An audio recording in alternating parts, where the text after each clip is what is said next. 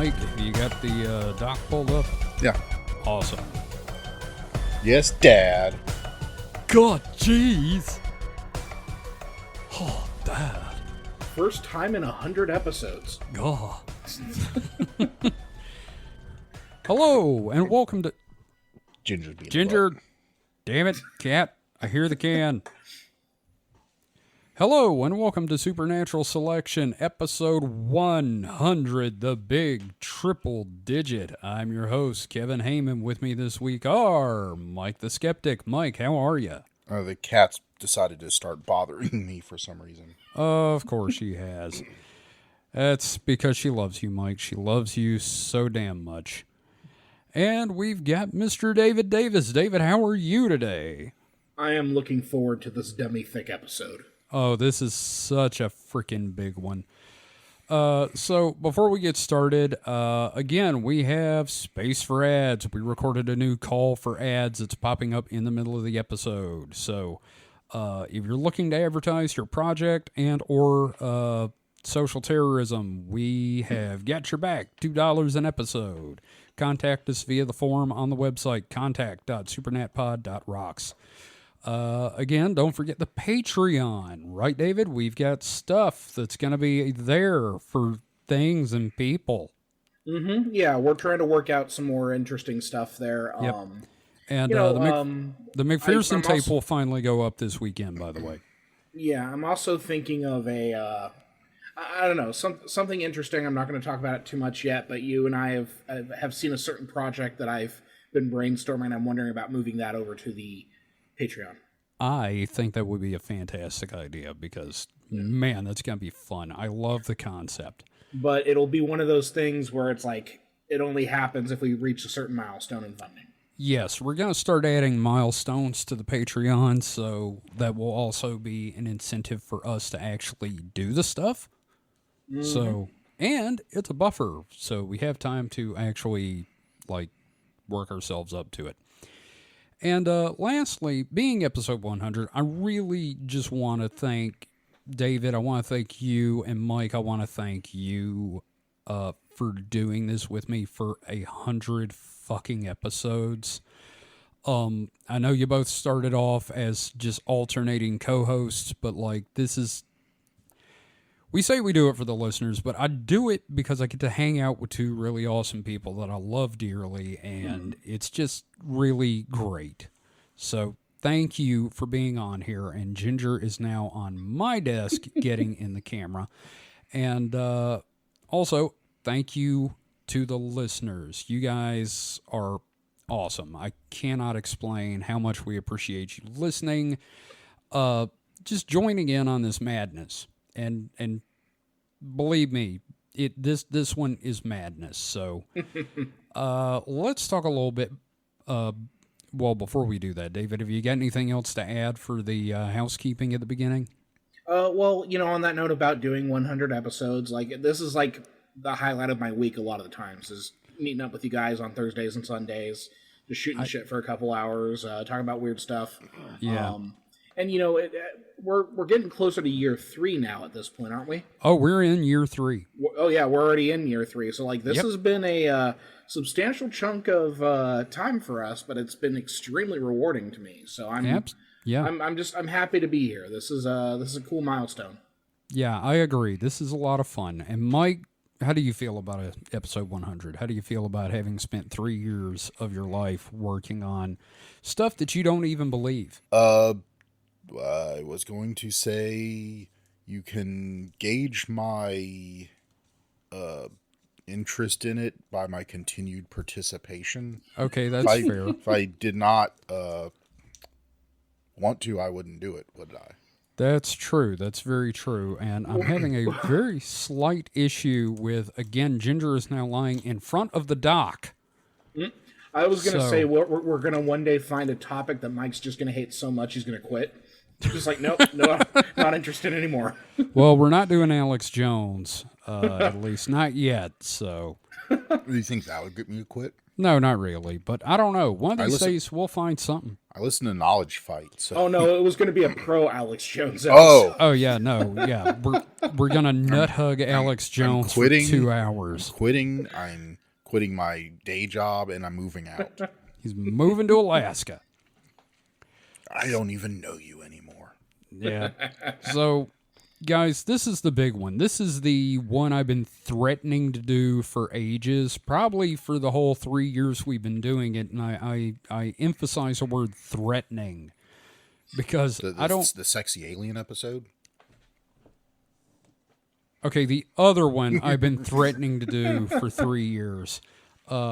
We did the sexy lizards. We got to do sexy aliens, which that is another one I want to do, and that involves the South American UFOs. Sextraterrestrials. The spicy Latino UFOs. Yeah, and the sextraterrestrials. God, that's gonna be great. There is a lot of dick milking in this episode. Yeah, and A lot of ginger head in the camera. yeah, there is. We're also, for those listening, we are recording this live on our Discord via video, which we don't normally do.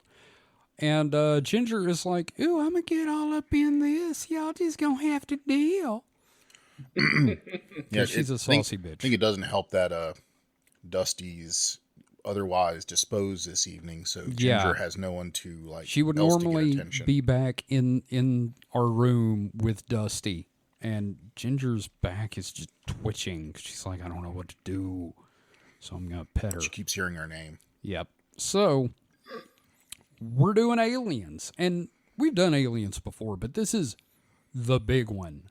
This is all them aliens. This is every alien. Not half. This is not 3/4. All the aliens. I thought you were just going to say all the aliens again. I was waiting for you. Nope. I was just going to see where that joke was headed. So, our sources this week, and we actually have several.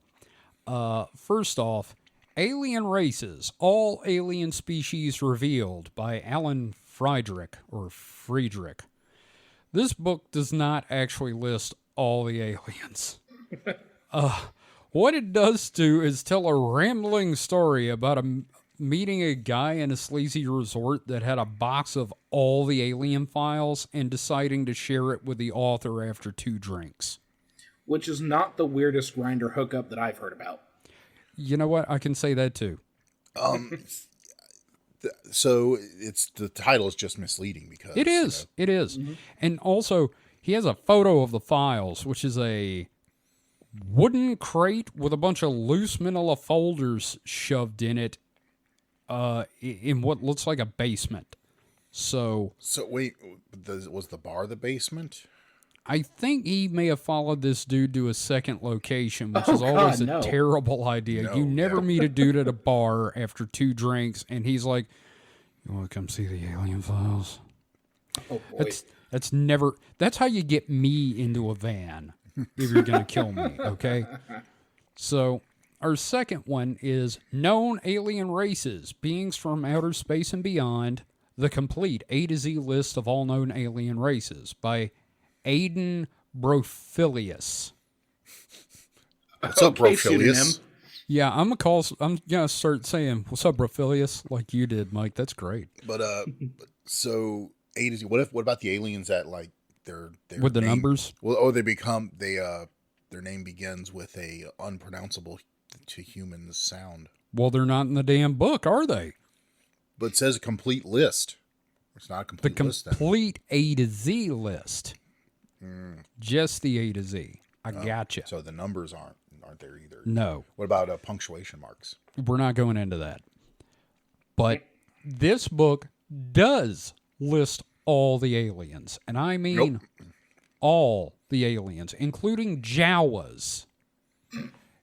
It claims that George Lucas put them in Star Wars as a hint of the truth and to prepare us for disclosure. Yeah, because what was he, like under 30 at the time, filmmaker? Yep. No, it's just like Spielberg and Close Encounters. He knew the secrets. So, look, all the people that are starting to know these secrets is concerning to me. Yeah, I'm also like, why don't I know these secrets firsthand? I should know these. Our third source is Unexplained. Strange Sightings, Incredible Occurrences, and Puzzling Physical Phenomena, 2nd edition, by Jerome Clark.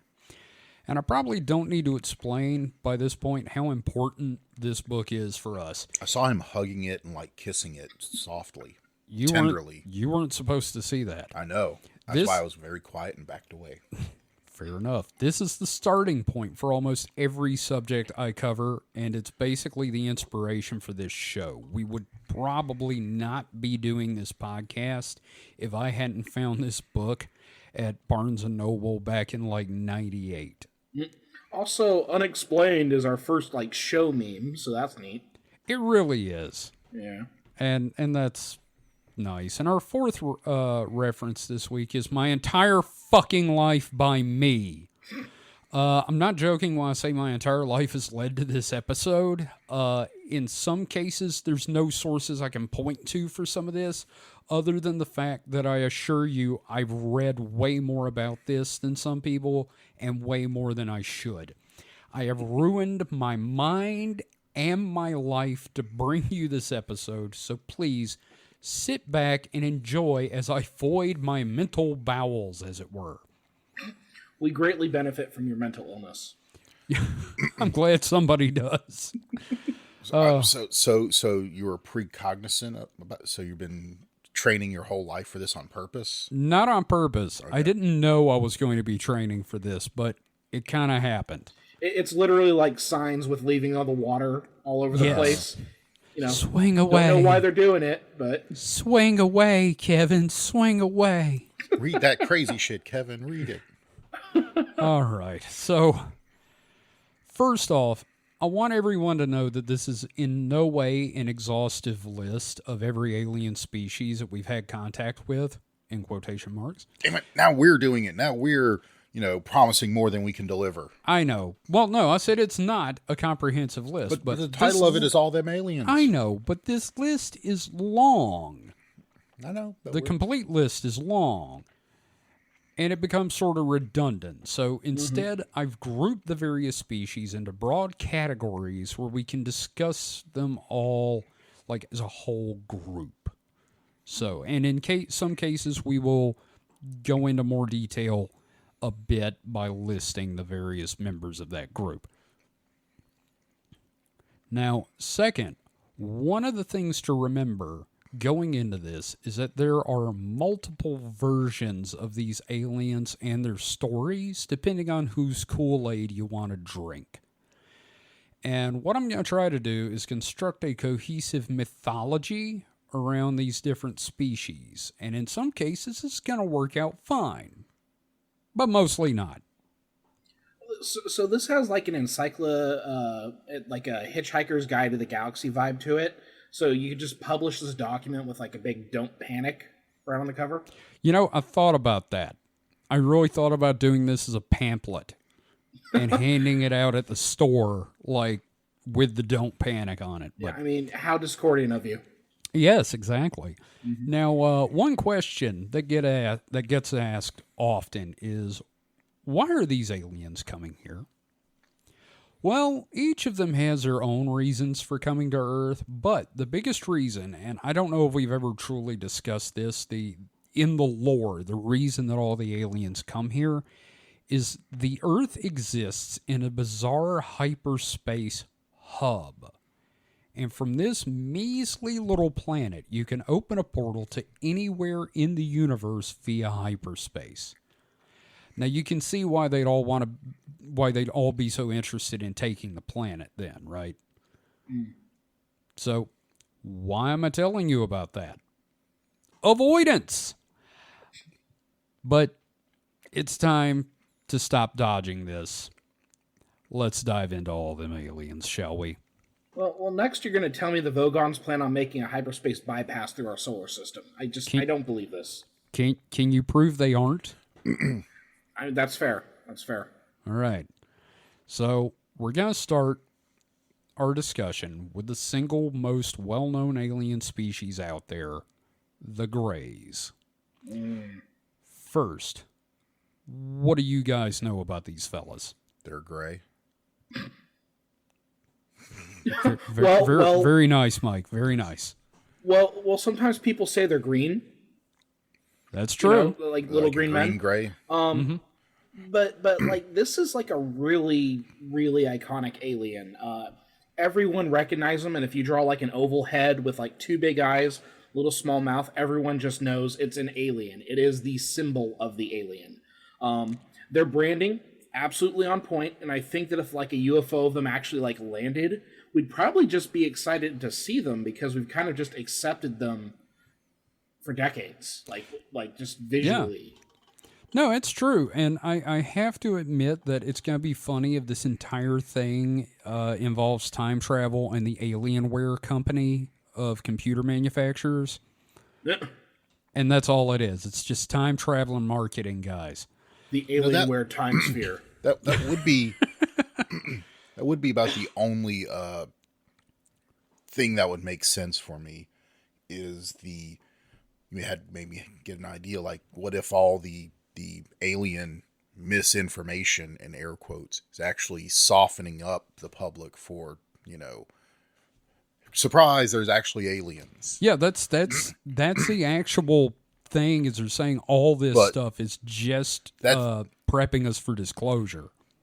That's very wishful thinking, but it also makes kind of a bit of wackadoodle sense. Oh, absolutely. If there were actually aliens and you wanted to not have the public, because like think I'm going to, it's gonna hurt and sully me somewhat, but I'm going to quote Ronald Reagan. He said once that, "Hello, I'm Ronald Reagan, former president." Yeah, the only thing that would unify the whole world would be, an alien invasion. There's one other thing that would do it, though. Taco Tuesday. I don't know. Now, see, when I heard you say you were going to quote Ronald Reagan, I thought you were going to go, huh, where am I? Ow! Oh, look, I really liked money and making people rich. Now I'm dead. That's your new puppet show. With the corpse of Ronald Reagan. Yeah. That's great. All right. So the first real account of the Greys, how you like we're just going right back into it like we didn't have that discussion. So the first real accounts of the Greys came from Betty and Barney Hill in 1961, which we will do an episode about the Hill abduction. That is a that is a watershed moment in ufology. So up until that point, though, most alien experiences have been of the Space Brother type, which we'll talk about later. But with the Hills, our encounters with aliens would become more standardized and much, much darker. The Greys are basically the main abduction species. They pick people up, collect skin, hair, and reproductive samples, and then dump them back where they found them, more or less. At least buy a guy a dinner first, am I right? Yeah, no kidding. There needs to be some foreplay going. And consent. Yes, oh my God, that is so important. And we're going to talk a little bit about that. And the bad thing is, you know what the bad thing is? What? They could get it. They could. No, like, there are there's people that freaks would out do there. it. Oh, yeah, totally. Hell, Kevin would do it. Yeah, 2/3 of the show would. I may have and not given consent. So, anyway.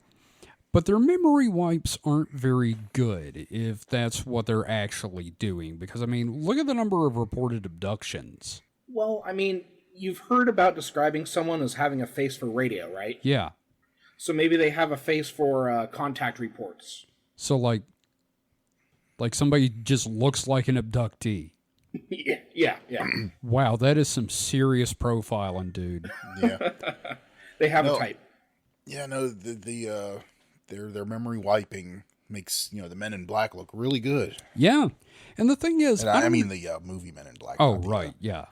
Well, as far as I know, have the Men in Black ever memory wiped someone? No, they never do. They just they just show up and act weird. Okay, so that's just kind of I guess in this show it's kind of a mashing up of the yeah. two. Yeah, pretty much. So another interesting thing to note is that from the beginning, Greys wore uniforms, little jumpsuits or spacesuits. But in the last 30 years, they've started showing up naked. and I don't know what that means. And frankly, I don't like the implications that the clothing was just getting in the way. This creepy little gray sexual perverts. Well, it's like living with a cosmic roommate who just gets way, way too comfortable. Mike, I just want to thank you for not being that guy. Yeah, well, we have a friend or a couple of friends at one point they were roommates, and one of them has to go out into the hallway, and he sees coming from the other direction from the hallway bathroom, the other roommate just butt ass naked. And it turns out he was always in the middle of the night when he went to the bathroom, he went naked. That was just the only time they had run into each other. That's a fun thing to learn. Yeah. Fucking wow. Yeah. So, in most versions of the Greys, these guys all hail from Zeta Reticuli. I'm sure you guys have heard me talk about that, but now, Zeta Reticuli, I looked it up. This is a binary star system in the constellation of Reticulum. Damn near killed him. Yep. I was going to say, don't be ridiculous. Yeah, oh, damn, sons. So, Zeta Reticuli has no known exoplanets. Known exoplanets. This is the problem is it's being a binary system. Right. They're terrible for planets. Right, but like all the I could just imagine the two stars swinging around, the gravity permutations. If any of them were in stable orbit, it would just shoot planets out of the system. sure, but not this one. Okay, sure. Now, according to the lore, orbiting this system is a planet called Serpo, which is another episode for us at some point. Where these guys come from? They come from Serpo, not Tom Servo, but Serpo. Now, it's got various biomes, of course, but the Greys live in a large desert area, which is odd because they probably evolved from cetaceans. Come again? Cetaceans. There's this whole... I know what the word means. I'm just... Yeah. Okay, you're just confused. Yeah. Donde the fuck. I got you. Donde the fuck. So, there's this whole theory that they evolved from some kind of alien dolphin species because they're gray and they've got those weird black membranes over their eyes. Look, in the time you would go from being an aquatic mammal to being whatever the fuck a gray is, you'd lose a lot of that shit. Look at we don't have Tails. Yeah. Well, But tails, or even just, going back to great apes, which is a way closer link than from a dolphin. sure. Because, in theory, humans and a lot of mammals came from, some form of water species. Sure, yeah. Water, mammal, Yes. mammalian water porpoise Yeah. thing. But, but they still kept those nictitating membranes and gray skin because, Yeah. It's also theorized that their psychic abilities are a natural evolution of a dolphin's sonar system. God damn it. Because that's how that works. And also, this is the biggest one for me. Dolphins rape. God damn it. I'm just going to leave that out there given what goes on in most abductions. So they're little gray aquatic mammal rapists. Yeah. And I'm talking about both of them. Yeah. Yes. Saying they evolved from dolphins because they have gray rubbery skin is like saying an alligator evolved from an avocado because they have green rough skin. Good one. Yeah. No, that's... Yeah, it's an interesting theory, and the thing is, I know where this theory came from. It came from a GURPS source book.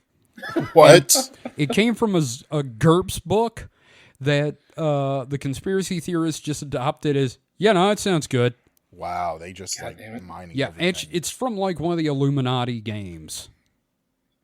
Oh, Very Discordian. That makes total sense. Yeah. Now, as I've said, that is one theory. Now, another one is that these guys are actually bioengineered machines, meat robots, if you will.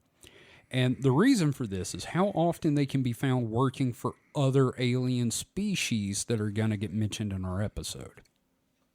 Now, I would most likely buy this one. Their very featureless bodies kind of have this like utilitarian feeling, like they're Mm-hmm. the barest approximation of like a bipedal body plan, and they could work as for lack of a better term, like a human interface device for another species. Like that makes sense to me. Mm-hmm. The other thing is that it reminds me of those really fucked up experiments where scientists were taking spider corpses and turning them into little miniature cranes, Oh fuck! I like little hate crane that. claws. Yeah. Yeah. No, it Yeah. does. Like seriously, if you look at a gray, it does look like an alien tried to make a human and went, close enough. Mm-hmm. I don't know. Maybe they're just mercenaries. See, They work for a temp agency, intergalactic. yeah, no, and I could see that too. But also, there's a theory that they're being remote controlled from across the galaxy using like quantum entanglement because it's easier to just send robots because of FTL and all that stuff.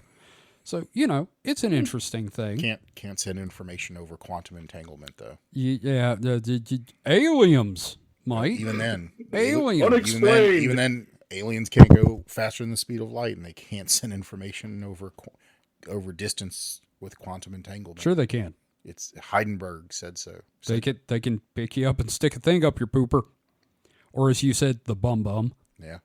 So biologically, they're basically human shaped, of course, but with large, bulbous heads, giant black eyes, and they're extremely thin. They don't eat enough. Their They eat a noses, sandwich.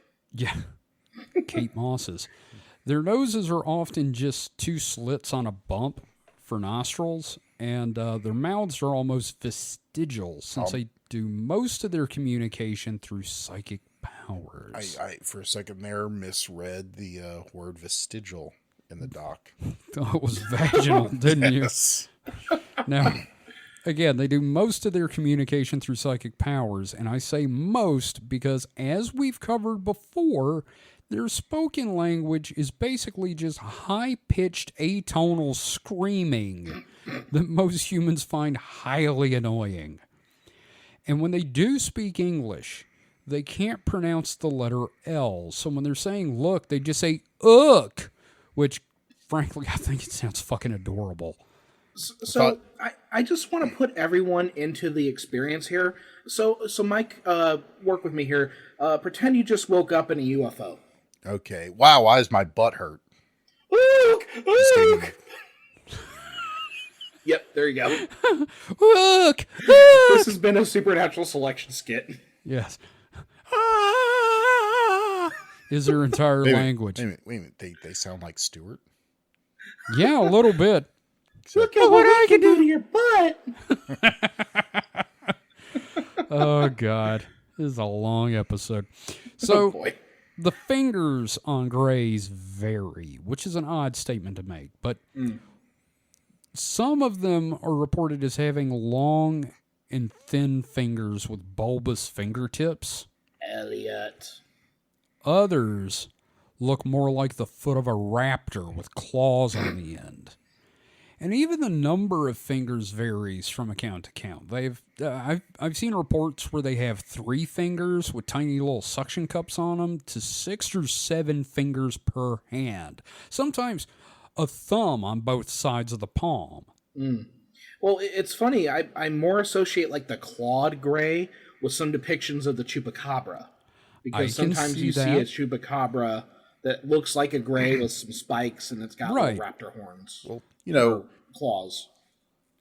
it's hard for artists to get hands right. So people making up aliens can't get it right either. Right, and I'm sure the grays were just designed via like DALL-E. So, so yeah, here's a question. What do they eat? Does anybody want to hazard a guess? David, Mike? Psychic energy, terror.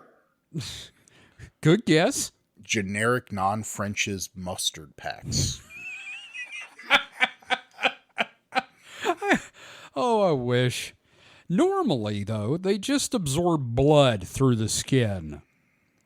But they also pee and poop out of their skin. Technically, people kind of pee out of their skin. I know, but this is just straight up piss and shit out of their skin. And this sort of makes sense, seeing as most abduction reports say that grays smell like ammonia, which tracks if your skin is constantly just covered in piss 24/7. Well, now we can really canonize fuck off piss boys for the show. All right. Puck off. Fuck off, piss aliens. Piss. Fuck off, fist boys. Yeah. They also love strawberry ice cream, and I can't fault them for that, really. I'm just picturing this gray just smearing strawberry ice cream all over its slit where the mouth should be, just going, Then why does it have a mouth? If it can't talk with it and can't eat with it. It hasn't evolved away from it yet. But it still kept the gray skin and the... It needs something for the foreplay, Mike. I hope it's got a blowhole on the back of its fucking neck. No, that has no slits. I already said that. But that's the blowhole. See, actually, you know, what we think of as like the back on a dolphin, it's actually the front of a gray. Yeah. Oh, right. Its eyes just moved from its mouth is just a vestigial blowhole with tiny little useless teeth and a flap of a tongue. Yeah. So that means they'll have like a ridge in their middle for their vestigial fin. Yep. So there's 3 types of grays, believe it or not, and we need to talk about those. There's the short grays, the tall grays, and the tall whites. They're not grays then, are they? Well, they kind of are because they're the same species. They look like them, but they're white. The tall, less grays. Well, and white is a very, very light gray, so... Okay, that's fair. So the short grays could be considered the worker class and stand about 3 to 4 feet tall. And these are the little guys that most people end up dealing with. They're the ones that get you on the ship, strip you down, scrape your feet, hook you up to the milking machine, and they have limited communication with experiencers except to say, "We mean you no harm, and please stop screaming." So why is it always the short ones or the workers and the tall ones? We wouldn't think it would be the opposite. The short ones would be the really smart ones that, you know, have the tall ones to do all the, you know, physical labor because they're bigger. Look, hey, from your lip to God's ears. Look, I'm not alien Jesus. I didn't make these guys. Yeah, but you know, I'm just saying, you know, it's just a trope that the tall ones are always smarter and better than the little short ones. Mike, you're slightly taller than me. Shouldn't you be okay with being the leader guy? I'm just saying it's you know, doesn't always, because if you're smaller, it means you're compact. You need more nutrients for, you know, I mean, you need less nutrients for your body, but more can go to your big brain. Sure. I think I'm the shortest one here, so technically we have a short gray, tall gray, and a tall white right now. That's true. We are those 3 classifications. So the tall grays are like middle management in a way. I'm just picturing The Office, but with like aliens. Again, there is a show that is exactly that. Like just Glibnar just looking at the camera with his like almond eyes, just... Someone says something and it's just close up of the guy's face, just like, no, looking up. God, no. Talking heads where it's just a tonal screaming. So is there like a term for, instead of being racist, well, I guess that would be kind of racist, isn't it? It's just like alien racism. Yeah. Like only the short ones can only be you know, the process, and then the gray ones are middle management. Unless they're robots, and then that's just how they were designed. But yeah, different models. Anyway, the tall grays, these guys stand between 5 and 6 feet tall, and they have a supervisory position, and they direct the short grays. And most people that have questions for what's going on, they get answered or are shown behind the scenes stuff of the breeding program and are like shown their children, their weird hybrid children. It's the tall grays that talk to them. And they can be more compassionate to the experiencers. And they seem like they want us to be there willingly. And they'll often try to make you feel special about being there. And they'll try to convince you to take part. They're the promo guys. You know, they're like marketing. They're literally just the almighty tallest from Invader Zim. God damn it. You're not wrong. How dare you? I'm just, you know, I'm picturing this like tall gray that like grabs you by the hand, takes you into a room. You see a little small hybrid child. This is your son. I just hope. Just That's literally what happens. But I No, like I hate to it. believe I hate that it. I do want to believe that they all sound like Kevin McDonald from The Kids in the Hall.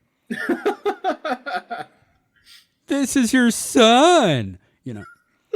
Anyway, so lastly are the tall whites.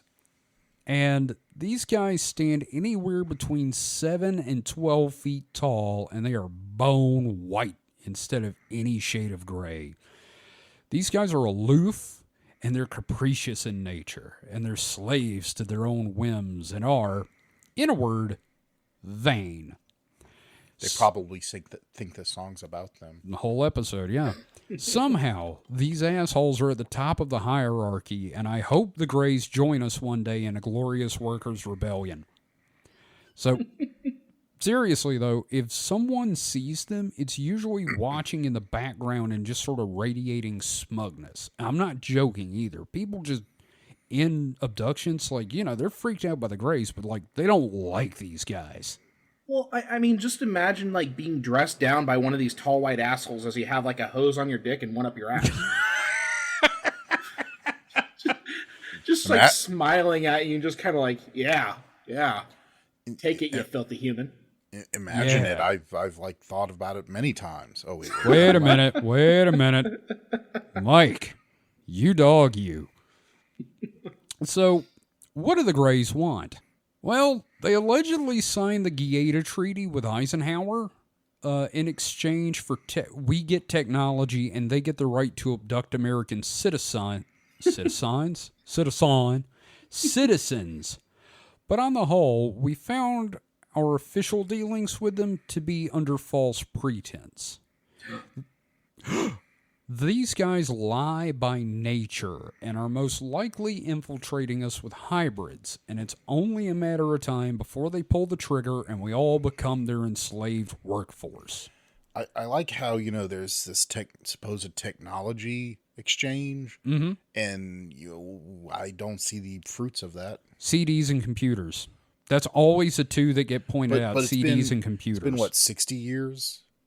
Yeah, well, they cut off. That's a point. They cut off technology to us after a point, but kept abducting us. That's a whole thing in the mythology of the Cogito Treaty. So Eisenhower was stupid enough to agree to a drip feed of technology. Yeah, man, he's a dumb dead piece of shit. Oh wow. Yeah. Politicians were really bad back then. I wonder how they got better. No, they liked Ike. I am ambivalent toward Ike. No, Eisenhower was all right. You just called him a dead piece of shit. I don't know how ambivalent that is. I'm hostily ambivalent. Anyway. But I'm just saying, politicians really sucked back then at negotiating. They did. I'm surprised we Look at World War II. Look at World War I. We ended that. I mean. Yeah, World War I just led to World War II, and World War II led to the Cold War. Yeah, but, that was our allies fucking us in the Cold War. Well, anyway, I say all this, but there's another option. They're just us from the future harvesting genetic material from their past selves, trying to save humanity in the distant future, or whatever. Just causing casual paradoxes. Yep. No matter what, they have a need for cum. Gallons. Well, they never visited me, and they just keep it all in a giant vat. Yep. Like a loose vat in the UFO cargo hold. Oh my God! That's what happened at Roswell. Just a cum ship crashed. Oh Jesus! They're on a milk run. Oh God! I just hate to be the little gray janitor. What? So the UFOs. I can't believe I'm a spooge mopper. The UFOs are nothing but the alien version of a milk float. Yep, that's pretty much it. Milkman. So let's talk about our next subject, shall we? Now that we've talked about the Greys, weird ass baby aliens. I'm excited about this one. There's two species in this category, and we're going to start with a species known as the neonates. Now, this one irks me. So the neonates were way bigger deal back in the 70s and 80s when I first started reading about aliens, particularly in the 80s. I wasn't reading anything in the 70s, but still. They're similar in a superficial way to the Greys in that the neonates are... neonates? I am just full of beans today. The neonates are 3 to 4 feet tall with large hairless heads and small, thin bodies, but that's kind of where the resemblance ends. The neonate is named for its resemblance to a fetus that just managed to get bigger. They're pink-skinned, and they're covered with a slight peach fuzz. Now, they have large eyes, but unlike the Greys, they have just... their whole eye is an iris with pupils in the center. They definitely only have 3 fingers with tiny suction cups covering their long, thin fingers and palms. Jim Henson's extraterrestrial nightmare babies. God fuck it. Thank you for that. Make your night terrors come true. And they'll do the same for you. Now, interestingly, until more recent years, the neonates were actually the occupants of the ship that was downed at Roswell. Or at least one of the ships, if there were actually 2 that collided, like some people believe. Wow, they really suck at flying. Yeah, it may have been the neonates having managed to crash into a gray cum ship. Now, like you were saying, Mike, I love how advanced these guys are and that none of them can drive. Do you think the neonate UFOs have baby on board stickers? It's probably baby batter on board. Oh. Yeah. Gross. You think the Greys had a bumper sticker that says young, dumb, and full of cum? Probably. I want to see a gray with a tramp stamp. It's like a peanut butter and chocolate situation. Yes. Oh, You got cum God. on my alien baby. You got alien babies in my cum. Wait a minute, we have a Roswell. Oh, God. So... I'm dying. So... the neonates have kind of vanished from alien lore, guys. Because they were just too silly. I mean, they've been folded into the Greys as hybrids or into the Nordics as little helper dudes. Which is sad because I love the idea of these 2 species of tiny aliens warring with each other and driving like grandmothers in a Cadillac.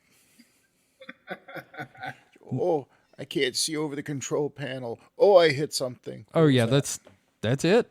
That's it exactly.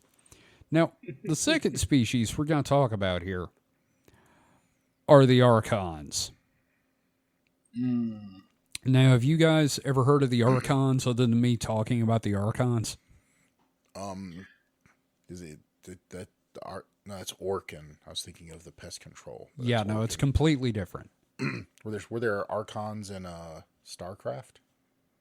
That was a type of troop Yeah, I know. of the Protoss? Yeah. Yeah. There were Archons. That's David? about the only place I heard of that before. Yeah. David, how about you? I mean, I've heard of them in like different contexts, but not as like an alien species that I could readily like know Okay. something about. All right. Well, these guys have allegedly been manipulating humanity for millennia to psychically feed on our suffering.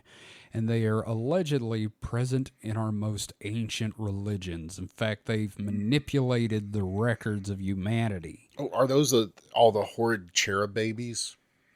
Yes. So the Archon... Sorry, David, go ahead. Does this also connect to the Akashic records? Yes, it connects to everything in human history. Well, like and- everything that we talk about on the show is somehow connected to aliens for some fucking Yep. reason. Yeah, So like, Yep. like And- thick, okay. ropey in that way, yes. strands. Okay. Yeah, and it even connects with, Sitchin and the Anunnaki, which we're not talking about the Anunnaki because I did a whole fucking episode on that and I'm not going back to them. So, the Archons come from the frozen rings of Saturn. No relation to the death cult, thank God. And they resemble human embryos. They're also supposed to be covered in cybernetic augmentation. And they're also microscopic. Wait, Microscopic what? cybernetic alien babies. Microscopic cybernetic alien babies. I want those action figures. You were going to say something, Mike? I was just hurting from the pain of that statement. So yeah, no, they're microscopic cybernetic alien babies. They're also something else, but we'll get to that. So these guys' MO is to bond with humans and manipulate our perceptions of reality to generate pain and suffering. So Okay, so they're looking for the Garmonbosia from Twin Peaks. yeah, And so they're also the opposite of Fry's parasite worms. yes. So to help thank you for the Futurama. Mike got the Futurama reference this episode. I'm proud of you, Mike. So to help them do this, they've created our media outlets like television and the internet. And they use, guys, it's the Jews. The Jews are controlled by the Archons, and they run all media. Again, humanity goes on to be the worst alien of all. Seriously, just fuck this theory. We're gonna move on. So you said they feed on our suffering or something like that. Yep. But media doesn't make me suffer It's more than it. Like the news and I don't watch the Jersey news. Shore. Don't and, watch it. Yeah, but most people do.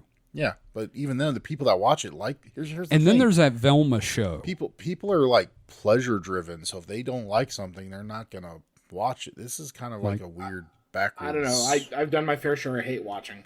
Well, yeah, but no, you do more doom pleasure. scrolling is their invention. But you do more pleasure watching than pain watching and hate watching. Sometimes. So, again, fuck this theory. We're going to move on to the next species, the Nordics. I love the Nordics. So the question is, what do you get if you combine the idealism of space hippies with the look of the Hitler Youth? You get the Nordics. These guys are a group of aliens all grouped together by the fact that they all look like members of ABBA dressed in spandex. So, ABBA. Yeah, I mean, ABBA pretty much wore spandex with probably some sequins. Okay, that's fair.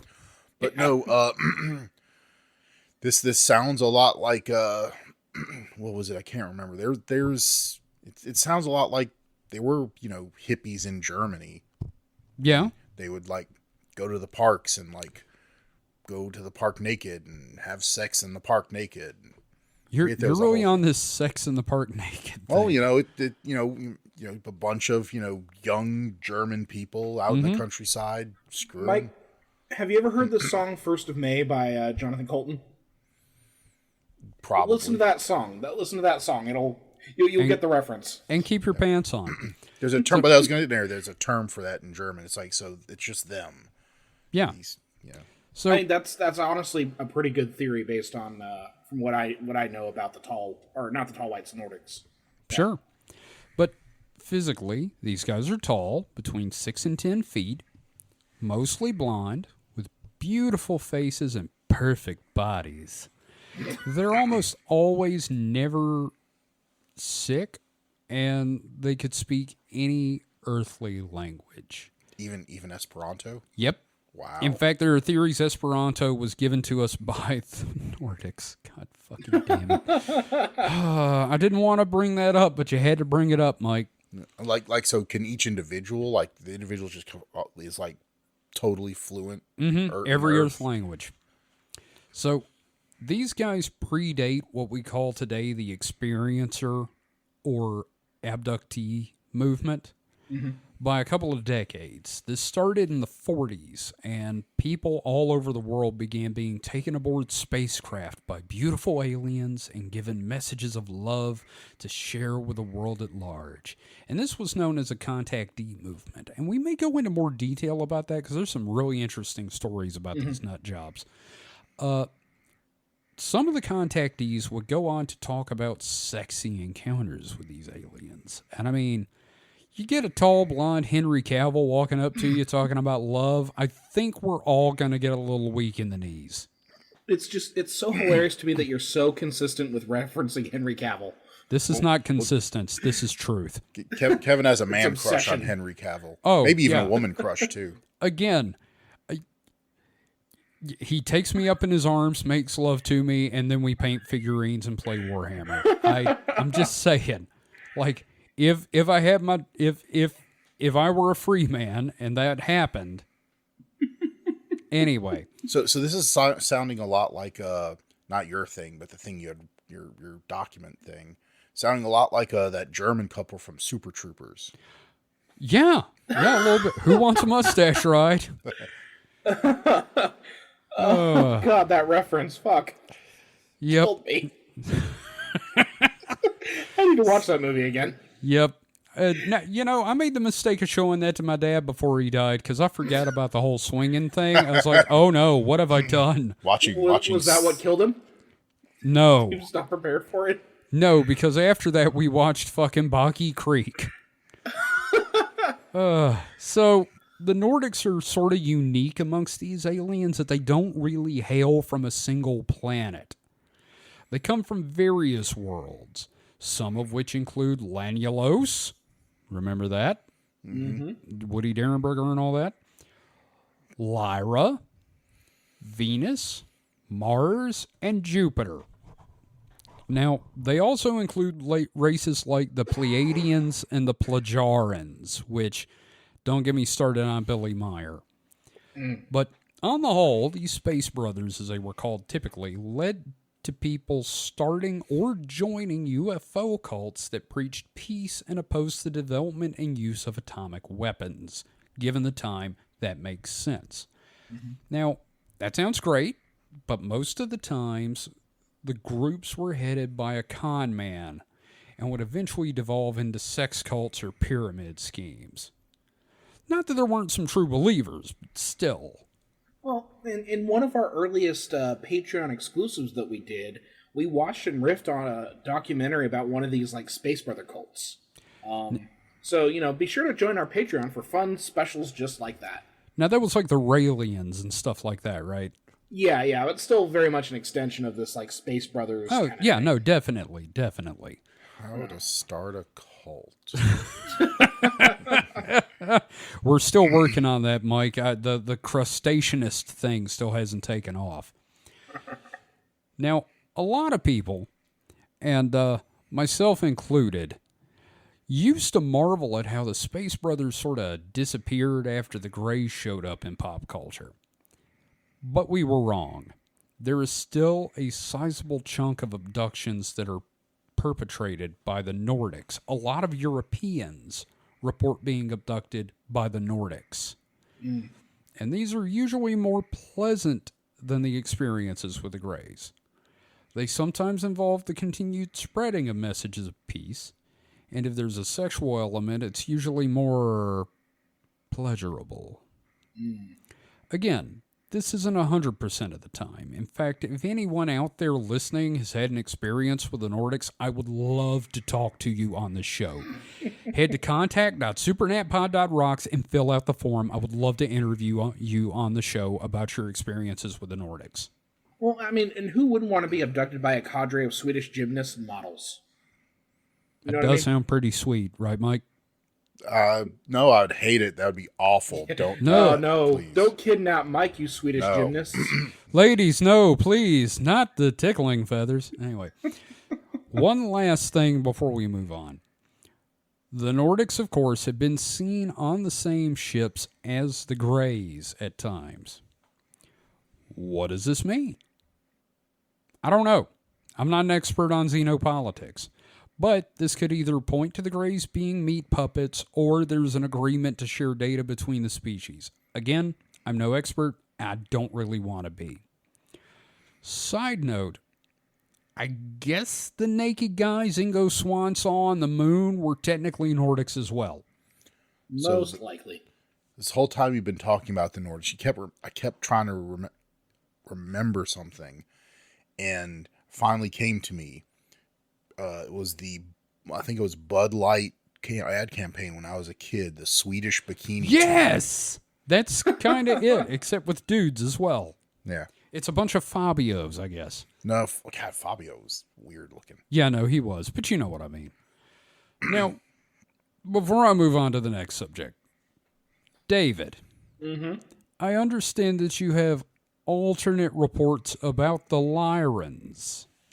You seem to think they don't actually look like the Nordics, am I right? Well, it depends. They can. Okay. All right. So, we've been doing this for 3 years, and I recall on a Week in Weird, we did a little like Starseed quiz or something like that. We're Oh gonna revisit yeah. that, but Oh yeah. Please, let's do. I've seen repeated references to Lyran starseeds, and this is most often accompanied by depictions of humanoids with a blend of alien and feline features. So we're getting to sexy cat girls here. Are we talking about Merez from Star Trek the Animated Series? Honestly, at times, yes. All right.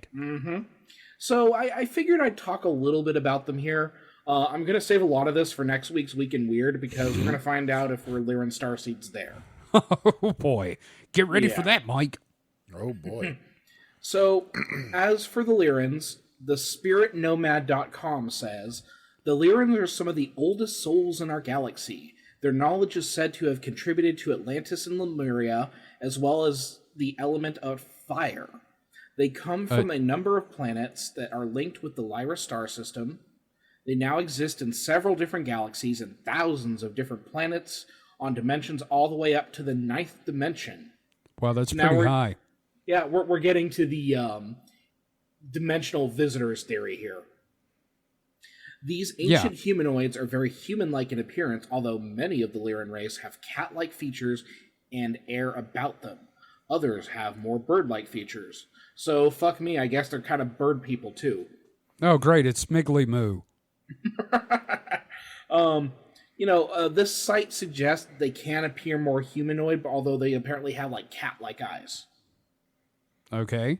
Weird. So, but let's talk more about the cat-like aliens here. And not necessarily the Lyrans. There's different suggestions that it may not be the Lyrans. It could be others. But Okay. I'm going to turn to a blog post titled "Question Everything" in all caps. Alien cat people are among us. Ooh, cat boys where? It's a cat femboy invasion. Okay, so Oh no. quote, a very long time ago, BC, a group of advanced feline aliens traveled across the stars and dimensions and stumbled upon a planet known today as Earth in an area known as Egypt, whose population at that time consisted of very primitive humans. I just see Kevin rolling his eyes. He rolled his whole head. That was a head roll. Oh, yeah. So, Oh, well, I mean, that's God. still technically your eyes rolling. Yeah, no. It's like dice in a cup. If you do a whole body roll, he would have. My eyes rolled so far back I saw my brains. Well, it's not over yet, bud.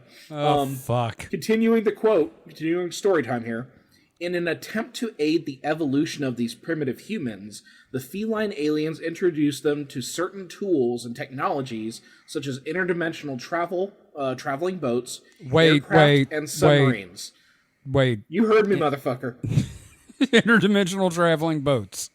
And airplanes and submarines. Of course. Yeah.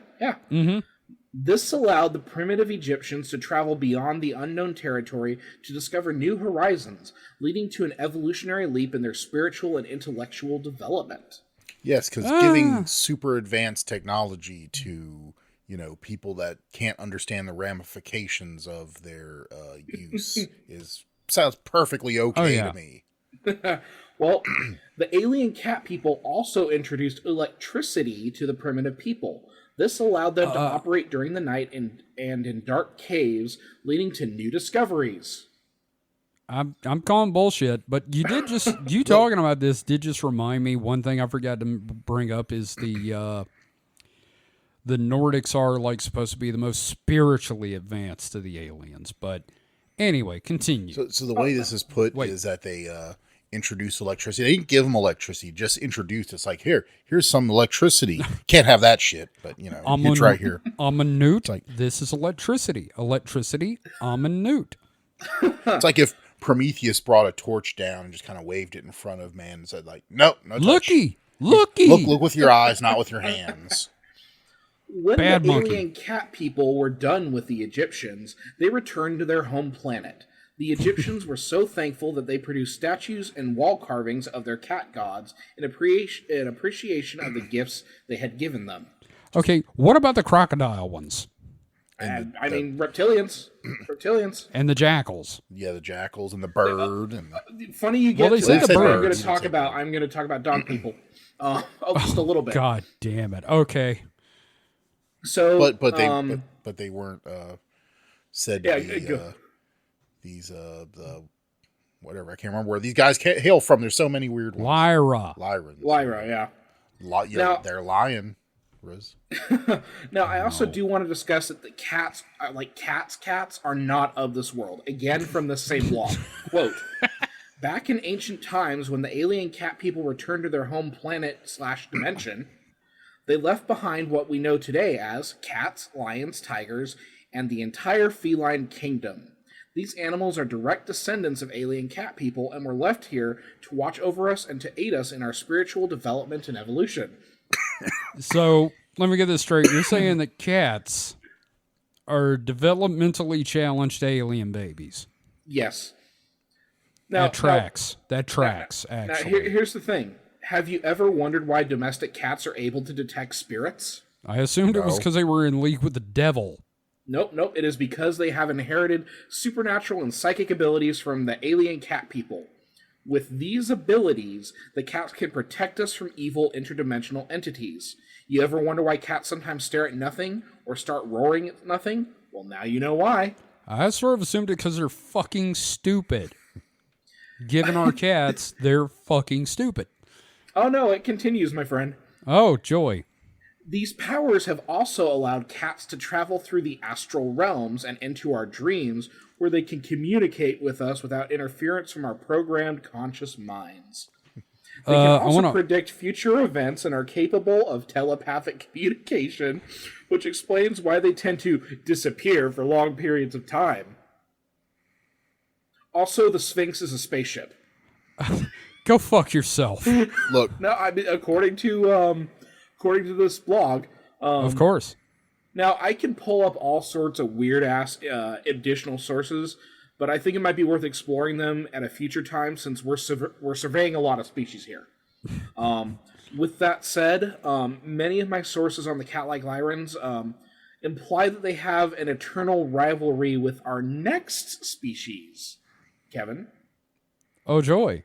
Before we move on, Mike, you had something you wanted to say, and I hopefully don't remember. I was just spacing out because of the bat shittery. Yeah, no, it's like doing 90 miles an hour behind a sewage truck, and it just ruptures.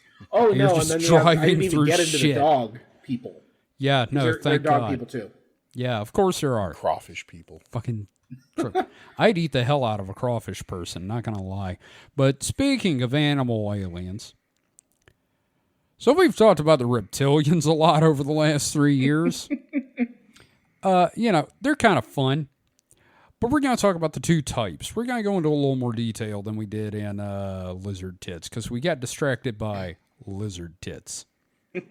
So first, there's the Draco reptilians. These guys come from the constellation Draco because they have to be on the fucking nose. Now, these guys are the intergalactic bad guys. They look like giant iguanas standing on their hind legs, and they range in sizes too numerous to list, and they can shapeshift. Their base forms actually vary a lot, too. Basically, think of the cast of the sitcom Dinosaurs, where none of them look the same, and none of them look like they're fucking related. Because they're all based on different species. Yeah. Like, what if that sitcom was the Illuminati trying to reveal the truth? David, I cannot tell you how proud of you I am right now, because now, finally, you're thinking like a conspiracy theorist. Now, second are the Terran reptilians, also known as the Reptosapiens. I love that term. Now, these are the literal lizard men. They look like anthropomorphic lizards. You know, they look like dudes with scales and stuff. And they can also shapeshift. This sounds like fucking schoolyard. Well, yeah, I can shapeshift and I can fly. Oh yeah, well I can shoot lasers. But yeah, well I can deflect lasers. But then why do the lizard people in the Illuminati need disguises? Shapeshifting is a disguise. Shut up. Because in that always, it's always, you could see their disguise slipping right here. We're gonna get there. Now, this is, of course, Lacerda's people. They're Reptosapiens. This is Lacerda's people. While also hostile to humans, they have a vested interest in the planet Earth's safety. Oh, and they also have a vested interest in sexy nude sunbathing. Let's all think about that for a second. Let's not. They probably have a vested interest in moisturizer, too. Yeah. So, both of these species have been spotted during abductions and have been the boss guys in the shadows in those situations. And again, the Greys often work for them, and in some theories, the Greys are the embryonic forms of the reptilians. So wait, I thought the tall whites were in charge. Mike, it depends on who you got abducted by. It depends on what shift they're on. So we're having, it just sounds like now we have competing, like gangs of aliens. They're not like all one unified front. They're all out to get that sweet, sweet man seed. I think it's and like the eggs. Don't forget the eggs. I think it's like they're just doing it. They're freebasing it. It's like a narcotic to them. They're just, these are drug harvesters. Sure. Well, and it sounds to me like more and more like the Grey will work for whomever allows them to probe the most butts. Like they are like anal insertion mercenaries. Like that, literally, that's like what the Grey's role is. God, what does their version of Soldier of Fortune magazine look like? But it basically looks like Earth porn. It's called Ass Masters. Every centerfold is just goatsy. Oh God. Fuck. Go to Just open up right in the middle of the magazine. Yep. Oh, look at the spread on this one. Literally. And some of them are like, man, that's too much. I hate it when they look so artificial. Yep. Oh God. I can't believe. I like a natural anus. I can't believe they airbrushed that prolapse. Someone bleaches. Okay, let's move on from butt talk for a second at any rate. The main difference between these two species of reptilians ideologically is that the Reptosapiens believe that they are the true and original inhabitants of Earth, and they can't stand the Draco Reptilians. Which is hilarious because they're the descendants of the Draco Reptilians sent here to colonize Earth millions of years ago. You're not my real father. Pretty much. Now, all that being said, they both eat human and animal flesh exclusively, but they also psychically feed on human suffering. And I don't know if that's supposed to be a vitamin supplement or what. I don't know. It's like capsaicin. It just adds some zest to their meals. Sure. I was gonna say it's just like a nice demi-glace right over a steak. Yeah. Sure. You know what I mean? Yeah, just like that nice savory sauce made from the fondant of the gravy. steak. Oh man. So, also, as we discussed in Horny Lizard Jail, these guys love to fuck humans, the Reptosapiens. Yeah. Which is gross, because they see us as a subspecies. So, it's like us having sex with orangutans, which unfortunately is something I know for a fact people do, and I can't wait for the fucking apocalypse now. Yeah, I heard a story once that the monkey hooker. Yeah, the most popular hooker at a brothel was an orangutan. Yeah, I fucking hate this species. But no, it's like if we liked, so we like eating pigs. It's like if also we fucked them and tortured them and ate them all at the same time. It's really fucking weird. Now, did the orangutan sex worker wear a tube top? Was that part of the appeal? Was to remove clothing? I don't know. I don't want to know. I'm not looking that up. I don't want that. An in orangutan in a wig smoking a cigarette. It was a shaved orangutan. Oh God! I remember that. Hey, soldier. Yeah. And it was rescued because they found it in the they raided the brothel. Oh Jesus! Okay. Human are terrible. Yeah, we're awful. I want us to die. So one last thing on this fucking topic. Stupid monkey, do better. Stupid monkey, do better. So one last thing on the topic. I don't know why we always do that as Johnny Wiseau or Tommy Wiseau, but monkey, do better. One last thing on this topic. People often use digital artifacting videos on YouTube as proof of the shape-shifting. They say it's their cloak failing or their form reverting. And look, if this happened that much, we'd already be roasting these guys on a spit and serving them in Outback Steakhouse, all right? I bet reptilians taste like chicken. Look, we've already shown. That sounds great. We showed a propensity for not really caring caring who leads us. So if their shit just got revealed that often, you think they'd just come out and say, "Yeah, we're reptilians. We're lording over you. Get used to it." Yep. And we'd just be like, "Oh fuck, this sucks. This really sucks." Pretty much. I'm going to work tomorrow. Yep. Yeah. Oh god, this is terrible. I hope they don't raise taxes. So, that being said, let's take a quick break, and when we come back, we're gonna start with the serious sickos. What eating? What's that?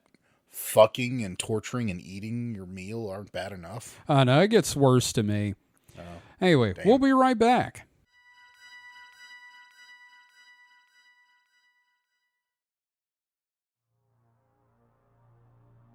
Hi everyone, this is Kevin from Supernatural Selection.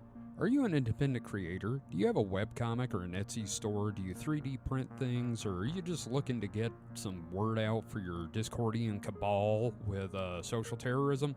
Well, we'd love to help. And David, I believe you've got some details about how we can help. Why, certainly. If you go to supernaturalselectionpod.com/contact, that is supernaturalselectionpod.com/contact, you can learn how to advertise with us. That's right. I believe the rate is $2 per episode. You can't beat that with a stick. Yeah, I mean, trust me, we've tried. Yeah, that's cheap. That's literally cheaper than dirt. Mm-hmm. And best of all, if you're not sure how to write an ad, we'll do it for you. We'll even record it. Absolutely. Just let us know what you need in the ad, and we'll be happy to do that for you. And again, that URL is supernaturalselectionpod.com/contact. And now, back to the show.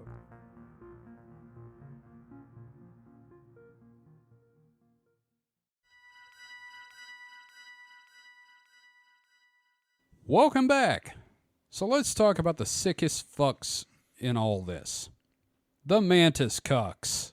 It's always the mantis cucks. It's always the mantis cuck. So mantis cuck obviously is a term we've been using. Yes. Because it fits. But they're normally known as the mantises, mantis men, or insectoids. Now, these guys are part of an insectoid race that, once again, may be the adult form of the Greys. Do they evolve like Pokemon? What the fuck is going on? I think they're like Eevees, is what it is. They're just Eevees. Choose your gray you just give it evolution. a certain radioactive stone, and all of a sudden your gray is now turned into a fucking beetle. Yeah, no, you give it meat, it turns into a lizard guy. You give it a porno, it turns into a mantis cuck. The Grayvolutions. Oh, God. Oh, that would make a great t-shirt. What? The EV Grayvolutions. version? It's just like an EV evolution type chart. Oh, but that it's would with be the gray. great. Yeah, evolving into the different shit. There we go, new merch. Yeah. Now, these guys are almost always in the shadows watching the experiments. Like in the movie Love and Saucers, which again, I highly recommend you check out Love and Saucers. It is a great movie about an abductee that paints, pictures of what happened to him.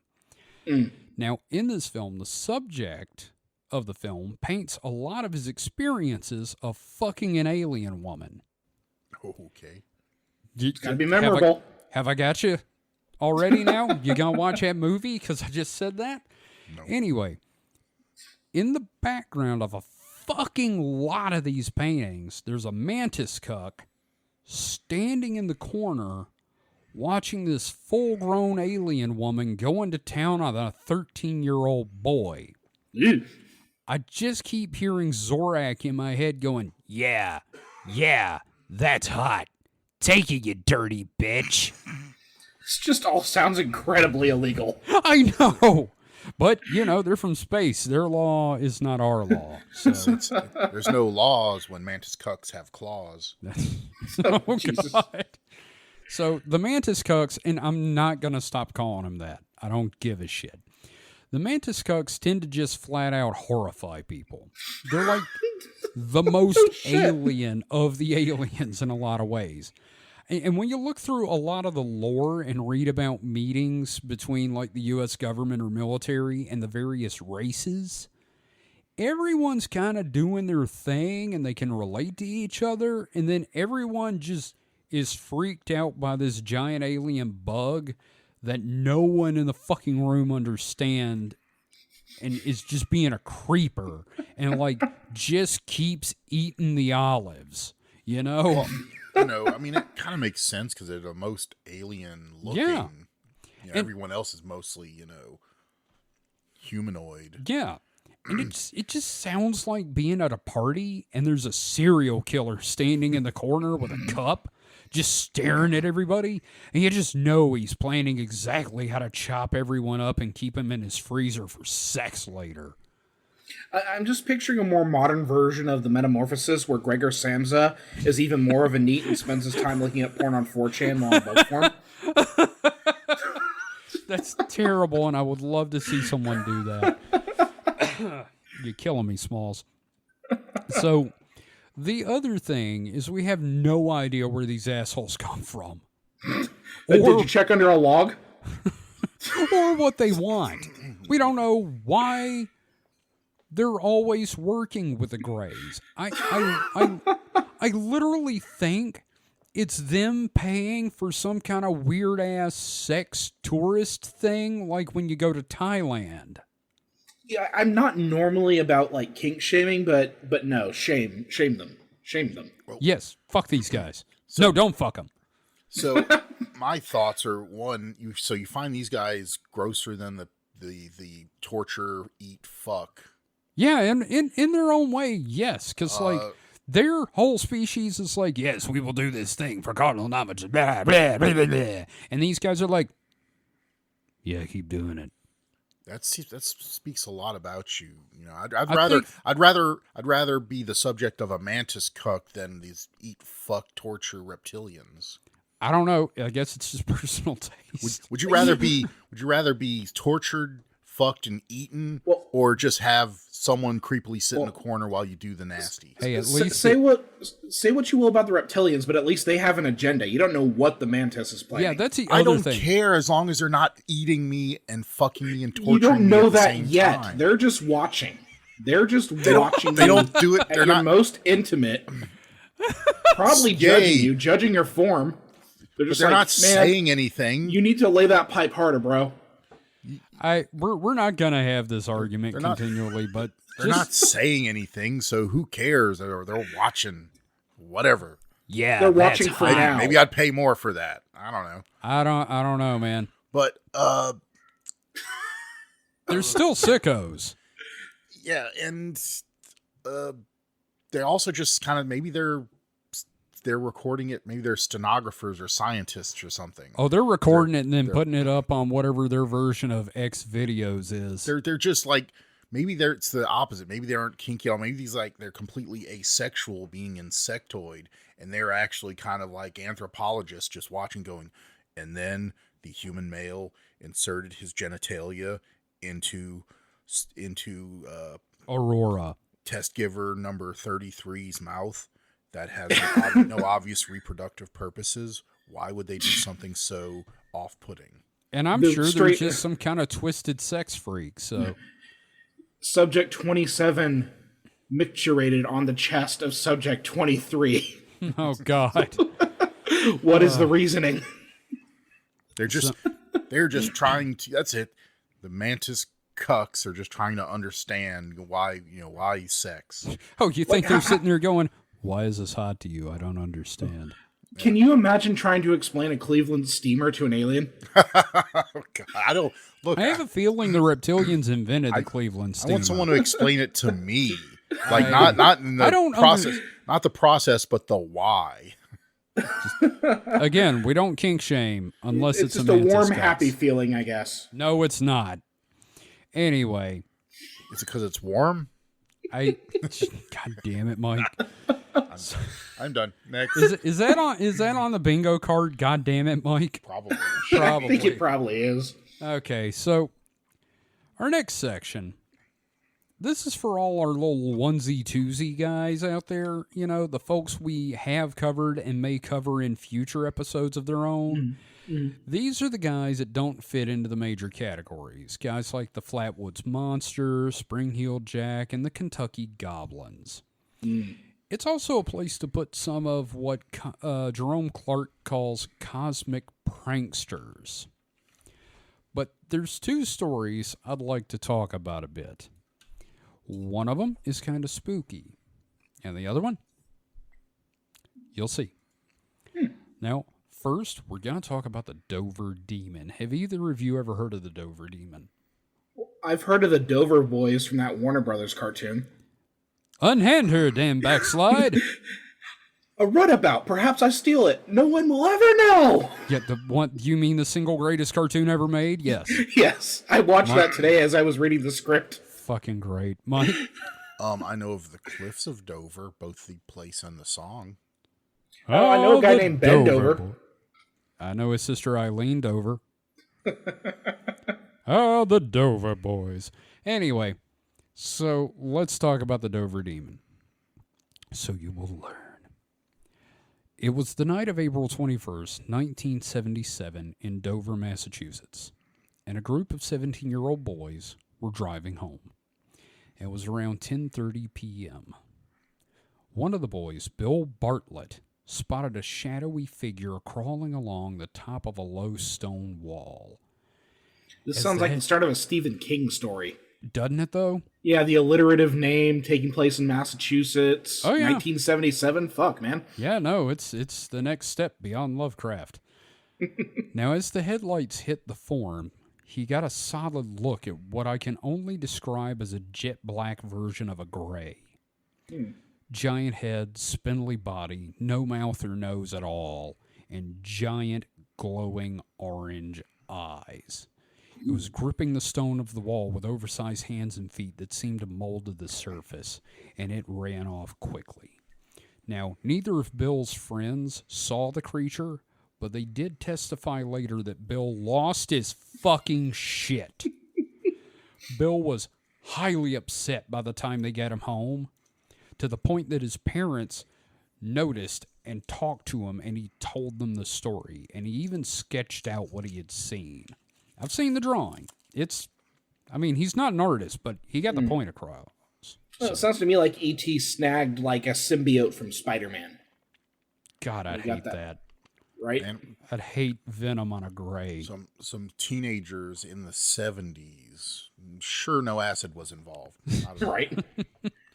Now, John Baxter, 15, was walking home at 12:30 a.m. This is 2 hours later, from his girlfriend's place, and he saw a small form headed his way, and he thought it was a buddy of his who was short, so he yelled out to it, and the thing stopped in its tracks, which freaked out young John, and he froze as well. And the form, whatever it was, shot off into the woods down a small slope, and John, being a brave or stupid kid, ran after it. Now, he stopped as he sort of caught up to it, and he got a good look at it silhouetted. It was about 30 feet away and stood on some small stones, and it was hunched over but upright, supporting itself with its hands on a tree. Again, the creature's hands and feet seemed to mold themselves to the rocks and the tree, and its eyes were glowing a dim orange. Now, needless to say, this freaked John out, so he backed away very slowly, back up to the street, and he ran for all he was worth. He got home and told his parents, and they reported it to the police the next day, and they discovered that John had heard nothing about Bill's report 2 hours prior of the same creature. Now, the fun thing about this creature is that we have two sightings separated by 2 hours of what may be, the same thing. Busy night. And I love the explanation the skeptics threw at this one. I know I kind of think it sounds like it could have been a cat, honestly, that ran off and was like up on the tree sharpening its claws or something. Now, Mike, before I reveal the official explanation, you give us one. As Mike the skeptic, what would you think? I mean, it just really is a lot of variables here. Like it's 12. It's it's dark. It's nighttime. Yep. I have no idea what the areas they're in are like, how well lit they are. Same. It could go from being able to see absolutely nothing to being either a full moon and or artificial lighting, because at 30 feet away, in the dark, that can be you can see either absolutely nothing or a fair bit of detail. Yeah, could be a jaguar, could be a panther, though, could be just a cat. Yeah, Right. Back me up. Like my guess about a cat, it's not a bad guess. Yeah, one of those Massachusetts Panthers. For something to have glowing light. Don't make me get Spooky Dice Bag on here, because they're all up in that area and they could tell you about that shit. But Mike, but that would be the most natural explanation for something that seemed like it has glowing eyes. sure. Now, before we move on to the explanation, while there's nothing to solidly connect the Dover Demon to UFOs, I'm including it here because of its shocking resemblance to a gray in everything but coloring. And I mean, after all, what is black but a really dark gray? Yeah. Or gray, just a pale or a dirty white. But no, Kevin, I realize what it is. What? It's the intruder. Oh, shit, dog. It's the intruder. I did a short film based on the intruder. It was pretty messed up. In that it was a terrible film. It's fucking awful. Anyway, I wrote it, directed, and Mike edited, and it was still terrible. Anyway. Throw it on the Patreon. Oh, hell no.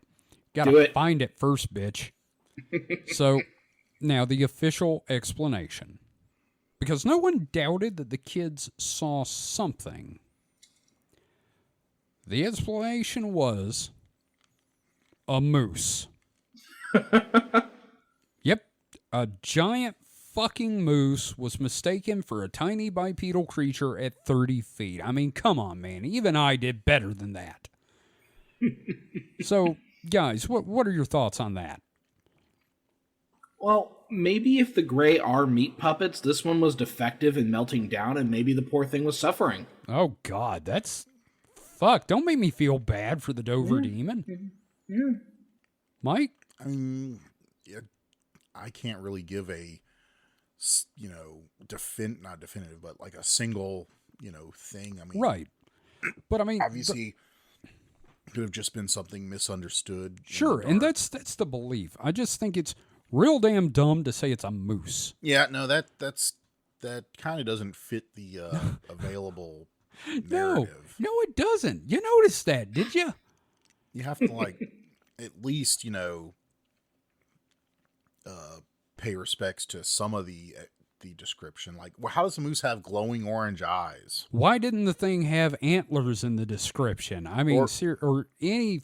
Just, I mean, I guess head on, you could kind of mistake the antlers for like someone holding their arms up or something. I don't know. I guess, but it wasn't described as doing that at any point. I know. So yeah, no, the moose is a stupid like rubbing explanation. Its antler on a tree, It's the or could have had no antlers. It could have been the summer and it had shed its. What antlers. if it was a deformed baby moose? You know that they do that, right? Yeah, no, I know that. I know shed their that. antlers. Anyway, point is, I included it here because there's two solid witnesses, and it's kind of interesting. Mm-hmm. Now, up next, we have a fun one. This one is about a UFO. Mm-hmm. And it's almost like a low-rent version of the Betty and Barney Hill thing, minus the abduction. And it's also very silly, and I wish I had remembered this one sooner because it could have gone into off-the-rack assholes. This one comes from Unexplained, and I swear to God I cannot praise that book enough. You can't stop saying it that way either. No, we never will stop saying Unexplained. Well, I won't. You won't. Yeah, I get what you're saying. Yeah. So, all right, the couple in question didn't want their names used in this. They didn't want any publicity.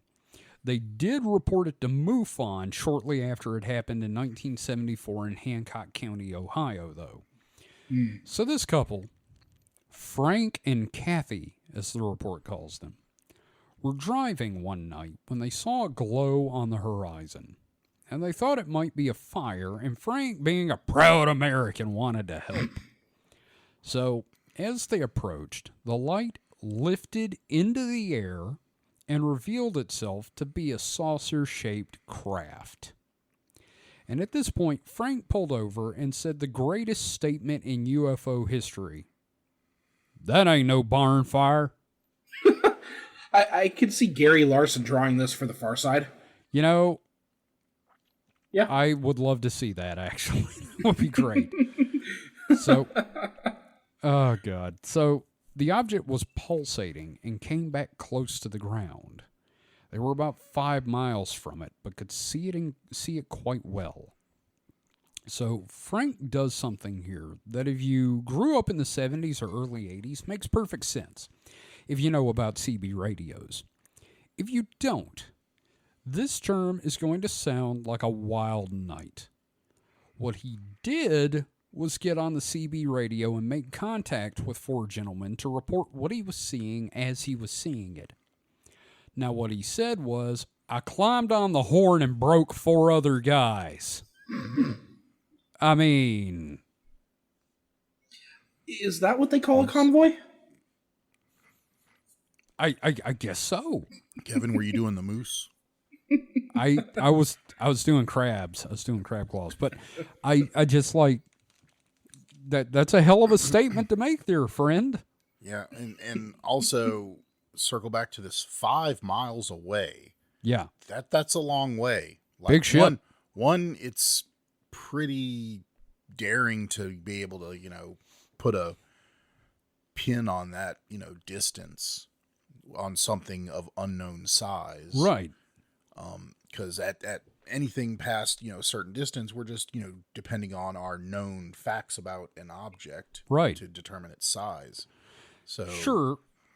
So saying it's 5 miles away is... Well, let's assume he knew the area well. Well, even then, yeah.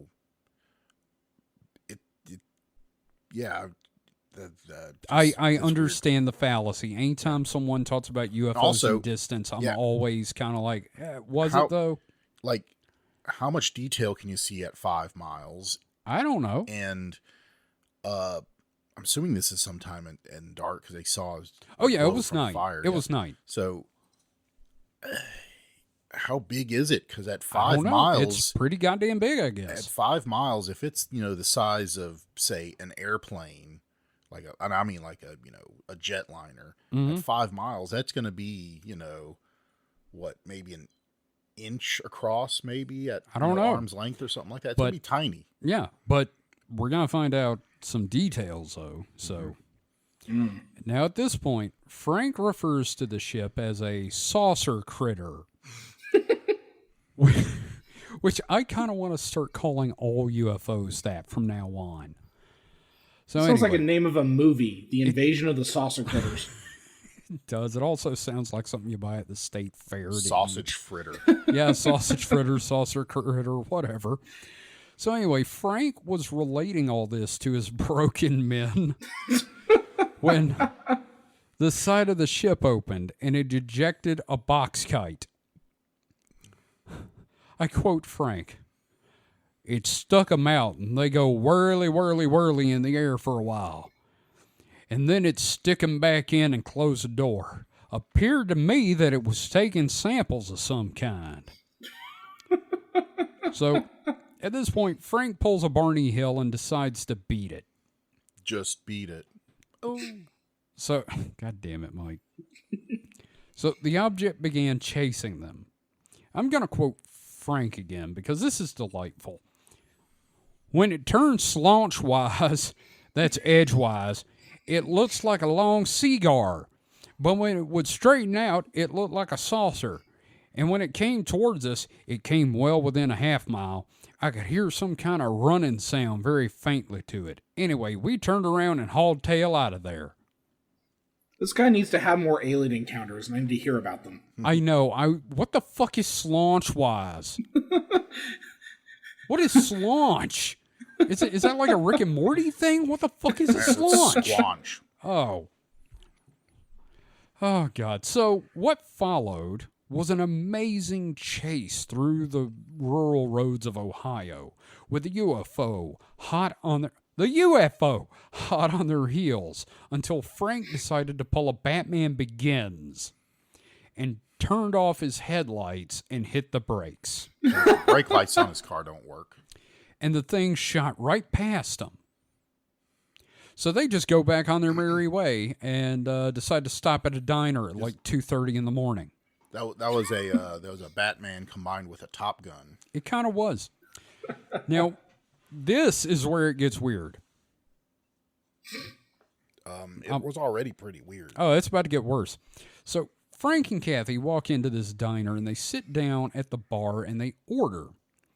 And there's this weird little guy sitting at the end of the bar staring at them. Now, this guy is extremely MIB feeling. He's like 3 feet tall. He's dressed in a dark suit. He's bald, and he's got a big old nose. Someone left baby Ross Perot at the Waffle House again. That's where I'd leave the motherfucker. Well, it's at a time where almost everybody was wearing dark suits, and he's balding and had a big nose and was 3 feet tall. Maybe he's just maybe he was Billy Barty in between roles. I was just gonna say the description is exactly Billy Barty. Yeah, he was a child with progeria. Oh God, that'd be terrible. They ran away from a kid with progeria. God. Anyway, so this guy jumps down off the stool and walks up to him, and he asks, "What did you see in the sky?" He even talks like Billy Barty. Yeah, no, he doesn't. What the fuck? Making a joke. But they made in the report. They specifically said the guy talked like a record going backwards and at weird speeds. So the lodge, the Black Lodge in Twin Peaks. Yeah, exactly. What did you see in the sky? So Frank asks him if he was one of the 4 men he broke, and the guy seems confused. David's over here dying.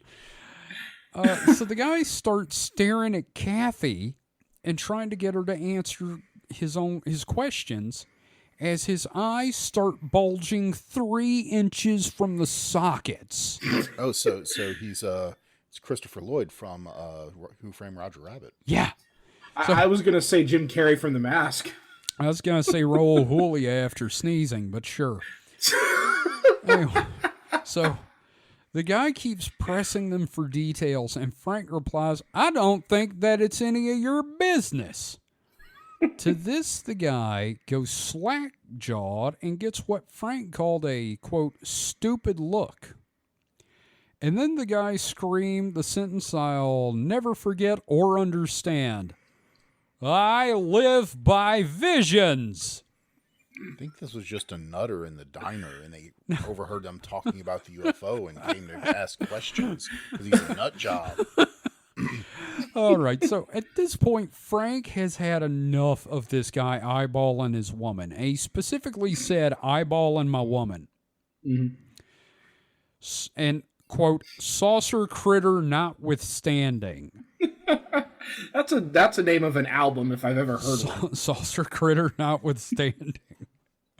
So he was just about to get into a fist fight with an alien. He's gonna fight a sick child. We've already established this is a child with progeria. Gonna fight seriously drunk Billy Barty. So anyway, Mr. Barty just turns and walks back to his end of the bar and sits down. So Frank and Kathy decide to finish their meal in peace. So after the meal, Frank and Kathy made to leave, and then the little guy jumps up and starts jumping up and down screaming that they couldn't leave because he had to keep talking to him. And they decided they're just going to ignore him and leave. Lemony Snicket, what even is this series of unfortunate events? I mean, like, put yourself in Frank's situation. Right. An aggravated short person is eyeballing your wife and screaming about the UFO you saw. Well, that just sounds like Henry Zabrowski. Oh my God, you're right. So, once back on the road, Frank and Kathy see what they think are headlights in the rearview mirror, but it isn't. Because they lift up about 10 feet into the air, it's another UFO. What are the odds? Now, this one is a smaller black triangle that's gaining on them and like shifting left to right. It's like them. snaking in Mario Kart. Yeah. They're They doing really the are power terrible drivers. slides. Yeah. And there, standing on the front end of the UFO, riding it like a surfboard, is the little guy from the bar of the diner. It's like Kirby's Air Ride. It's like him on the star, yes. They shouldn't have been out there, picking and eating those mushrooms from the cow pasture. Something. The little Now, old dude thinks he's Goku. now our Riding his cloud. Nimbus, yeah. So our listeners can't see this, but the viewers can. I drew a little drawing of the guy at work. So I hope everyone enjoys this little illustration of evil Billy Barty riding a UFO surfboard. We're going to turn it to a t-shirt with I Live by Visions right over the top. Oh my God, that's great. David, we got to do it. Yeah. Okay, so again, surfboarding Billy Barty riding behind him going like 90. So Kathy is mildly upset. Mildly? No, seriously, she is mildly upset, he says. And Frank is starting to think that all of this is a little strange. These people are masters of the understatement. So Frank tries the headlight trick again. And it doesn't work because the thing passes him and then loops back around. And he takes off again and it starts following him again.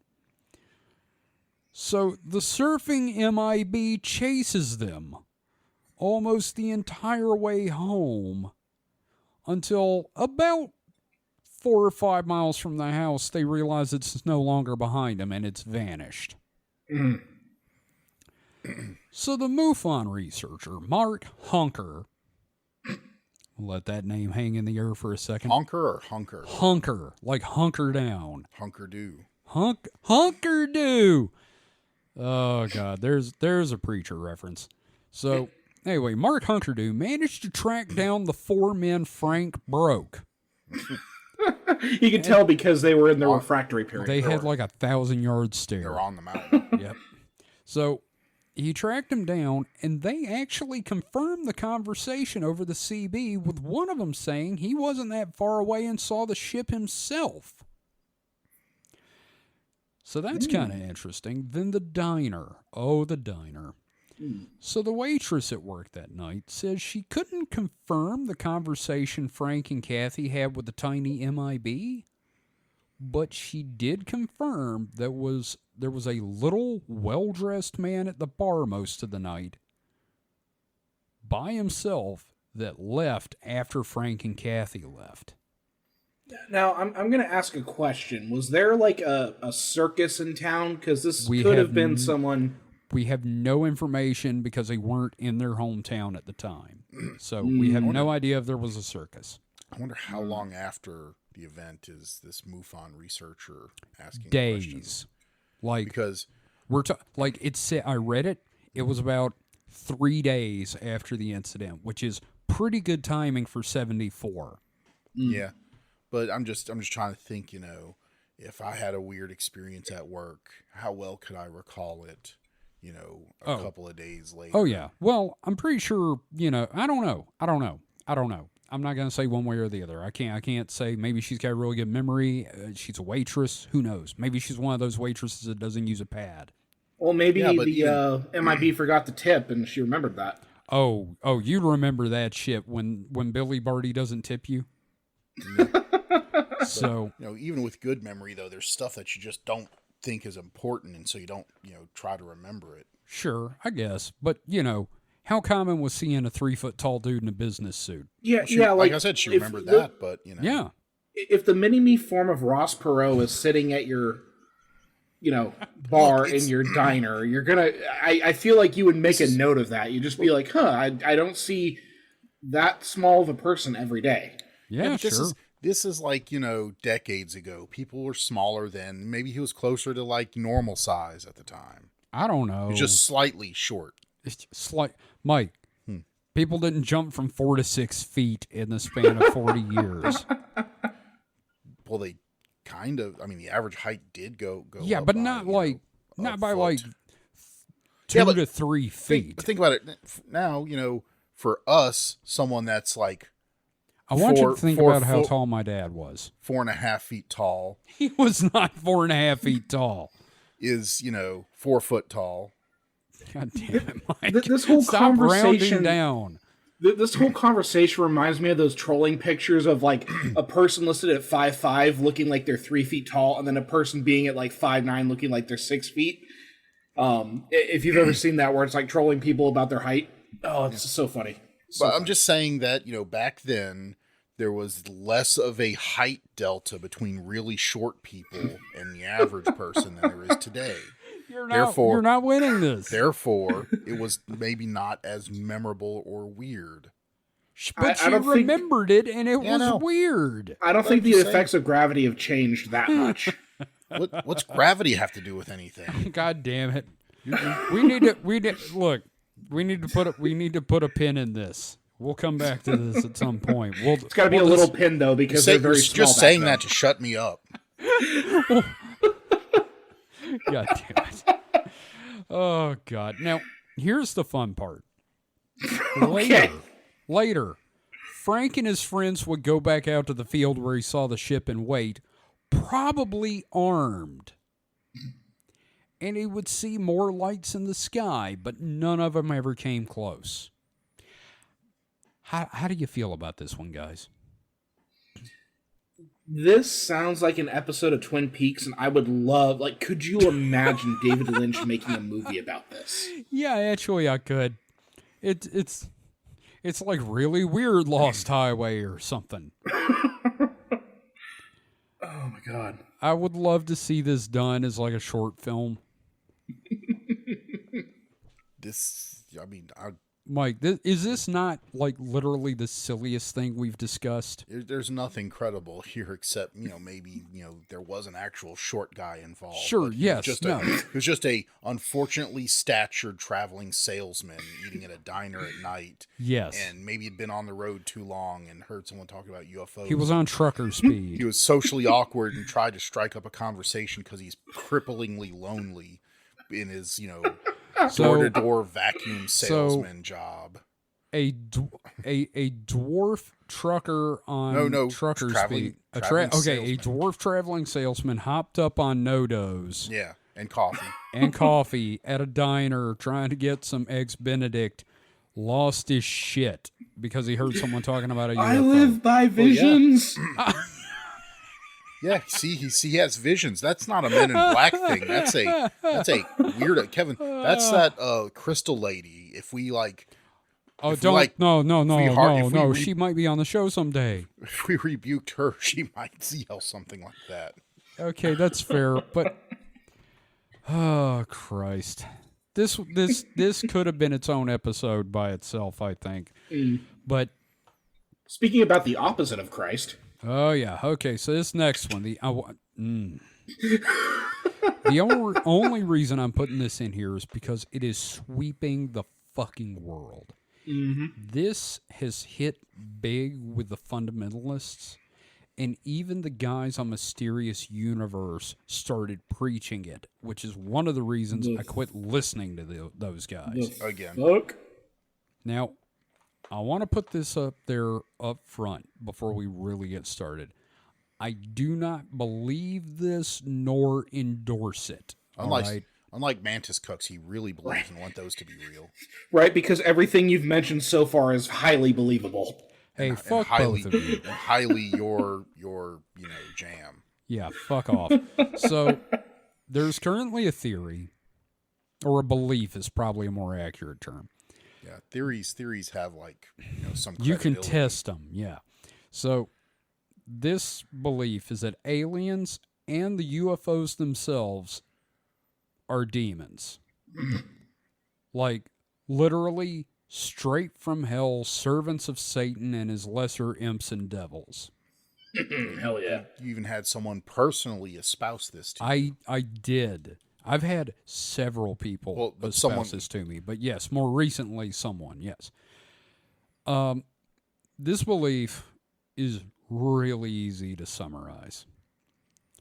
The belief in aliens and UFOs draws worship away from God and Jesus. So they're worshiping UFOs instead of God and Jesus? Kinda. Their Well, actions. it's kind of like in Peter Pan, if you want to keep the fairy alive, you have to clap for him. Yeah. So the UFO and aliens' actions during sightings and abductions are evil. Anything that is evil and draws worship from the Lord is a tool of the devil. Therefore, UFOs are demons. So nothing can draw attention from the Lord and be evil cannot be the work of the devil. I had a teacher tell me that Bugs Bunny was the devil because he drew worship away from Jesus. Well, just that saying, he was also dressing as a sexy girl bunny sometimes. Look, I can't help it if Coach Dorman happened to get a boner because he was watching that one where Bugs was hitting on Elmer. So there's nothing that can just happen to be evil and draw attention from the Lord that No. it just coincidentally has nothing to do with No. Satan. Wow. No, not Wow, at all. he's a very busy yet industrious and smart guy, this Satan. Nope. He could come up with all these other ways to draw attention from the Lord. Pretty much. They're all his brainchild. Yep. Well, and all this was in the news recently as well. Because we discussed, I think, in a Week in Weird about like the Pentagon not investigating UFOs because of a couple of people at the top. Yeah. One of them said that he believed that there were demons. Yeah. No, he believed they were demons, and he didn't want to give funding to researching UFOs because that's giving money to Satan. Mm-hmm. But isn't that the opposite? If you were researching UFOs, No. You just don't do it because you don't give demons attention. Yeah, because if you're researching UFOs, you're going to talk about the findings, and those findings are going to distract people from God. Oh, yeah, right. Yeah, thank you, David. That's a much better. Aren't wars distracting people from God and evil? God is kind of needy now that I think about it. Yeah, like that could be anything. Growing food is yeah. like snack cakes. Snack cakes are evil. Oh, yeah, especially the devil's food ones. And they definitely draw attention from the Lord. I don't see anybody complaining about snack cakes. Like sugary sodas. Do you take like a snack cake, put it on the counter, and then like get down and pray to it? Is that what you do? No, I'm just saying that that's what Paul used to do. They're evil, and they distract people from the Lord. Paul's not here to defend himself. Tools so of the devil. yes, Paul. Little Debbie, we thank you for your bounty. Yeah. So, I really can't explain how often I've heard this belief. This encompasses the Greys and the reptilians. Mm-hmm.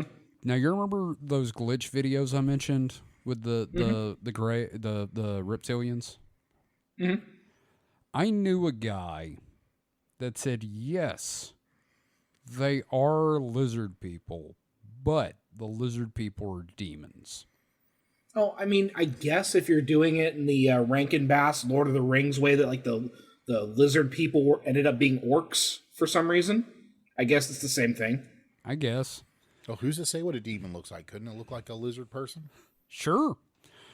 Because the snake in the Garden of Eden was Satan, so why not the lizard people are demons? That's a retcon. The grand reptilian theory. There we go. Yep. Actually, that is part of it. That's supposed to be a metaphor for the reptilian. Anyway, so that's a whole other episode about the Bible. So this belief feels like it's people wanting to believe in UFOs and trying to make it mesh with their Christian upbringing. And since a lot of churches, and I didn't know this until recently, don't want people believing in literal angels because it takes worship away from God, it has to be demons. And it's also kind of like all those Christian Sonic fans that flooded DeviantArt with the drawings of Sonic, Knuckles, and Shadow kneeling at the literal foot of the crucifixion and giving their souls to Christ. I think you mean inspirational art. I really don't think I do. Also, you notice I didn't include Knuckles in there? Because Knuckles is a fucking sinner. You said no. Not Knuckles. Not Knuckles. Amy? Tails. Oh, Tails. Tails is a goddamn sinner. Yeah, it's because he deals with technology. Yeah, of course. It has two tails. I mean, come on. Oh, yeah, it's like a two-headed goat, but a two-assed fox. Well, no, two-assed fox is what you look for on a furry website. I'm not going into that. So, that's it. What? Oh. We're done? That's the episode. And like I said, this is in no way a complete list.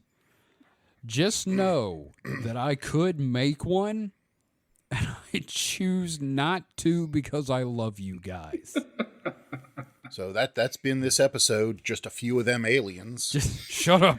Well, in Kevin's defense, a lot of them are kind of the same They're trick redundant. over and over again. Yeah, like... But you named the episode. I know, but we did cover all the major classes of aliens, because like 90% of them are just Nordics from another planet, and they're all psychic and hippies.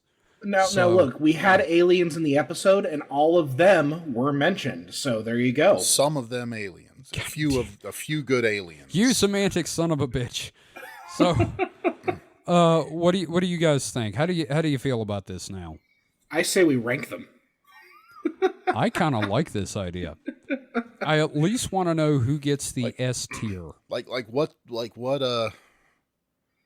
based on what ranking? Just like, you know, That's what we have to figure out. The best. The best, or what most want to be abducted by? No, just the coolest, the neatest one. So an overall ranking. Yeah, like who's in the S tier? I guess the Nordics, because they're hot and just want to fuck. Okay. The Greys, kind of, I guess, because they're weird little dudes. And they're the famous ones. Yeah. I tell you who's in the F tier. The reptilians. Neonates. Oh God, yeah, all the baby aliens. Yeah, the baby aliens are F tier. Any of the ones that actually just kill you, yeah, they go in that tier too. No, I'd put the reptilians in like C or D tier. For really the torture fucking eat guys. They don't deserve an F just because they don't look as weird as the neonates. They're not as lame. S tier is Nordics. A tier is Gray. Like, I have a feeling... B tier, I would put the reptilians because you have that whole thing with the... they have their whole rivalry with the Draco reptilians and the Terran reptilians. I'd put them in B tier. I take the furry bunch as an A tier. Oh, okay, but like the reason I say the reptilians rank higher, there's two reasons. Number one, you meet them, it's at least going to be interesting. And two, Lacerda. Yeah, you meet them, it's going to be interesting until they fucking torture you and eat you. That was consensual on the sex It's not part. going to be consensual. But the eating is not going to be consensual for me, or the torture. The reason I say the neonates in the F tier, though, is because I feel like they're going to be like the dude from Idiocracy that you knock on the UFO. It's just baiting. Great. I don't care. They're not eating and They're fucking lame. me. They don't abduct. Don't they don't care. do it. All they do is not be able to fucking drive. I don't care. It's just your grandma as an alien. The eating me is an automatic F tier. Not Okay, all that's reptilians, fine. bro. Yours. Not all reptilians.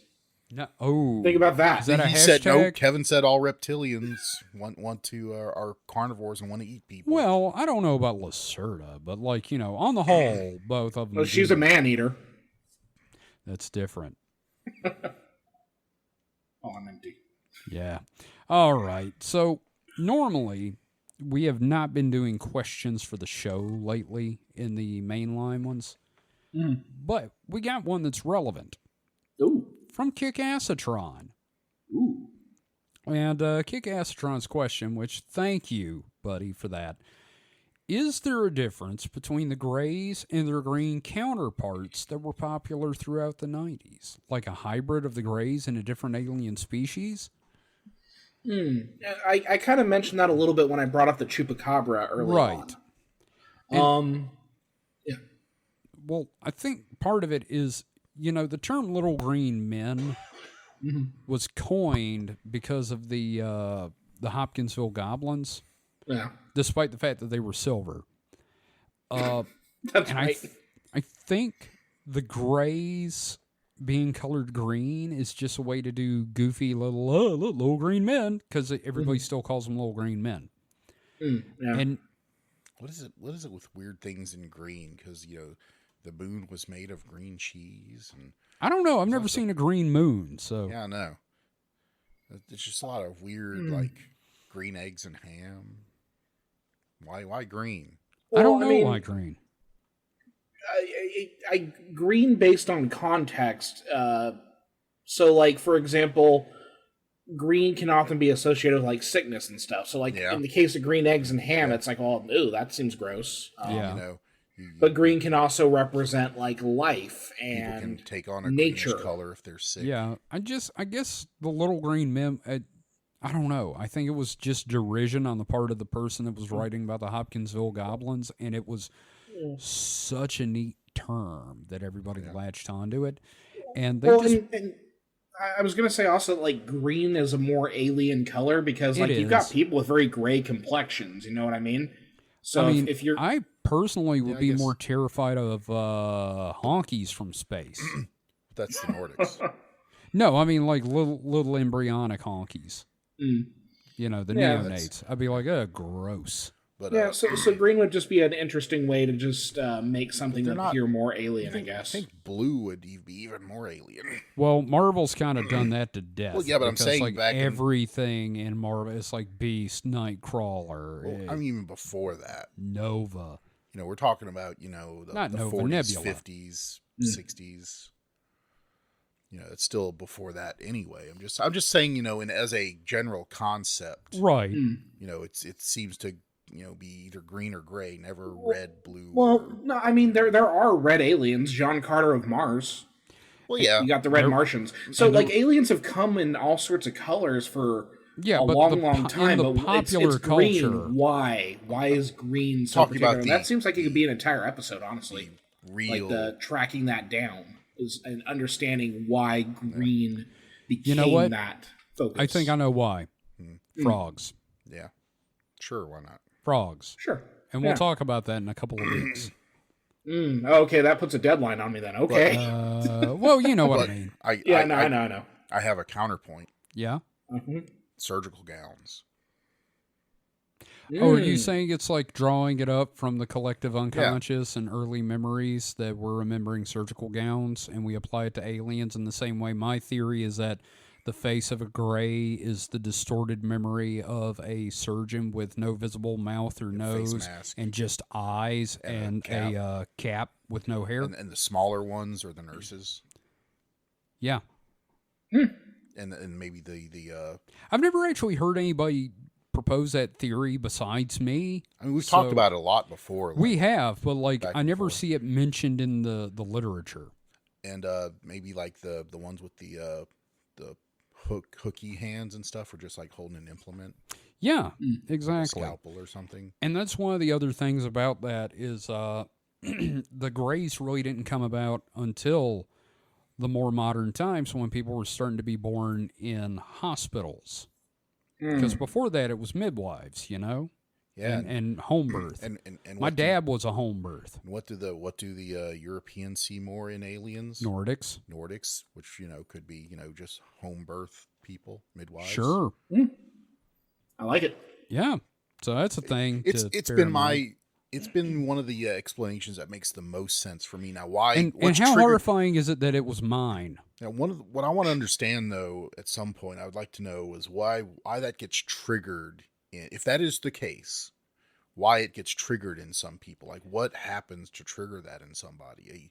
It's like a first memory regression type thing. Well, the theory is that it's set up. The whole experience is set off via, like rogue Duress. magnetic fields and sleep paralysis.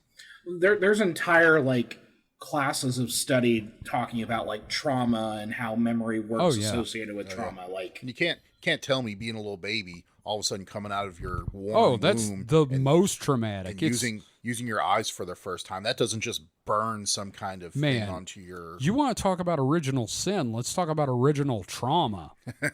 Jesus. OT. Yeah, man.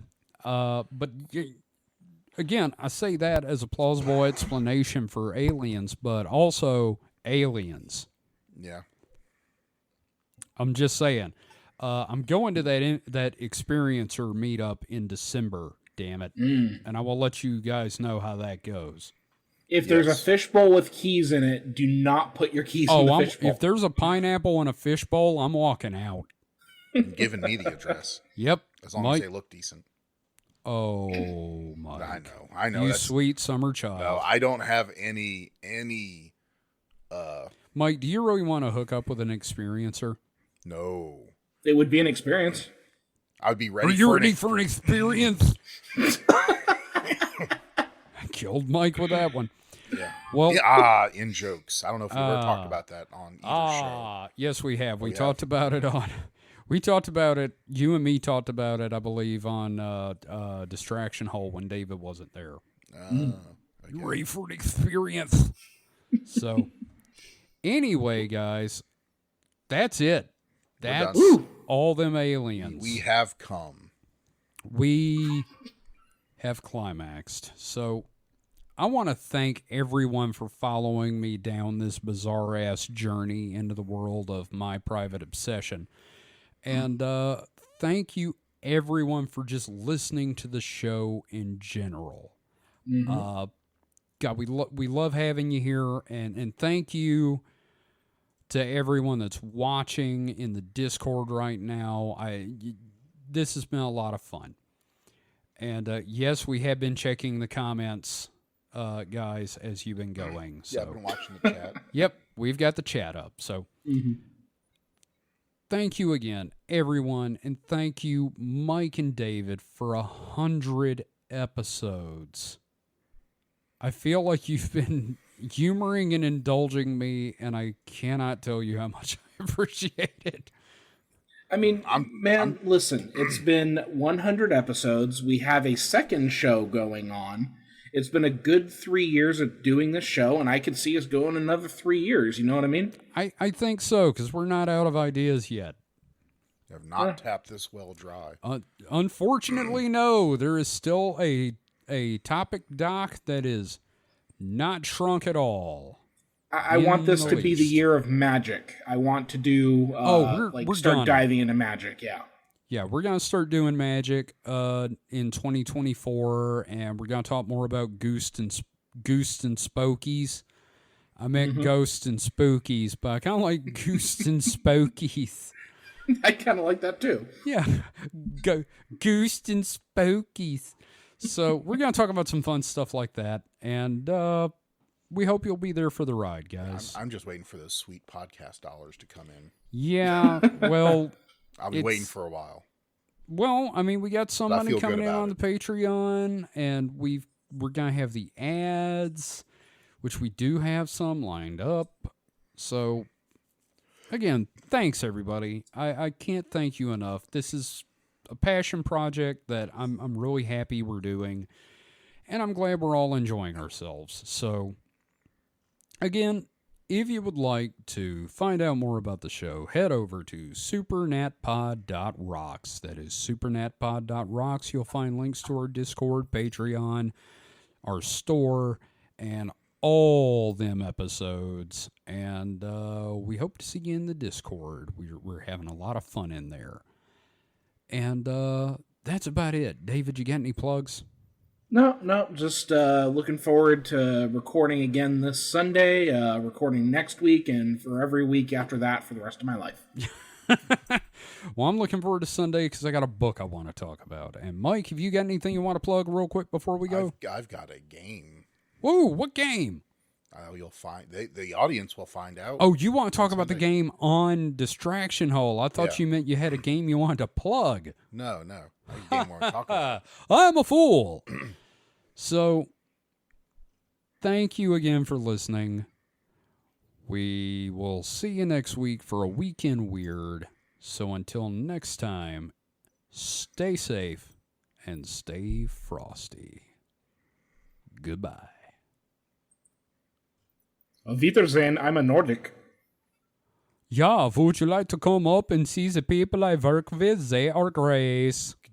Could you please just stop torturing me and fucking me and just eat me already? I'm done. Yeah, will be nice. You bend over, I start eating. Or am I going to be, what's the word? Really dip you in the hot oil? Deep fried? Or the cheese. Fondue. Am I going to be fondue eaten by the Nordics? Yes, that's exactly it. Yeah, the human fondue. I already said I'm not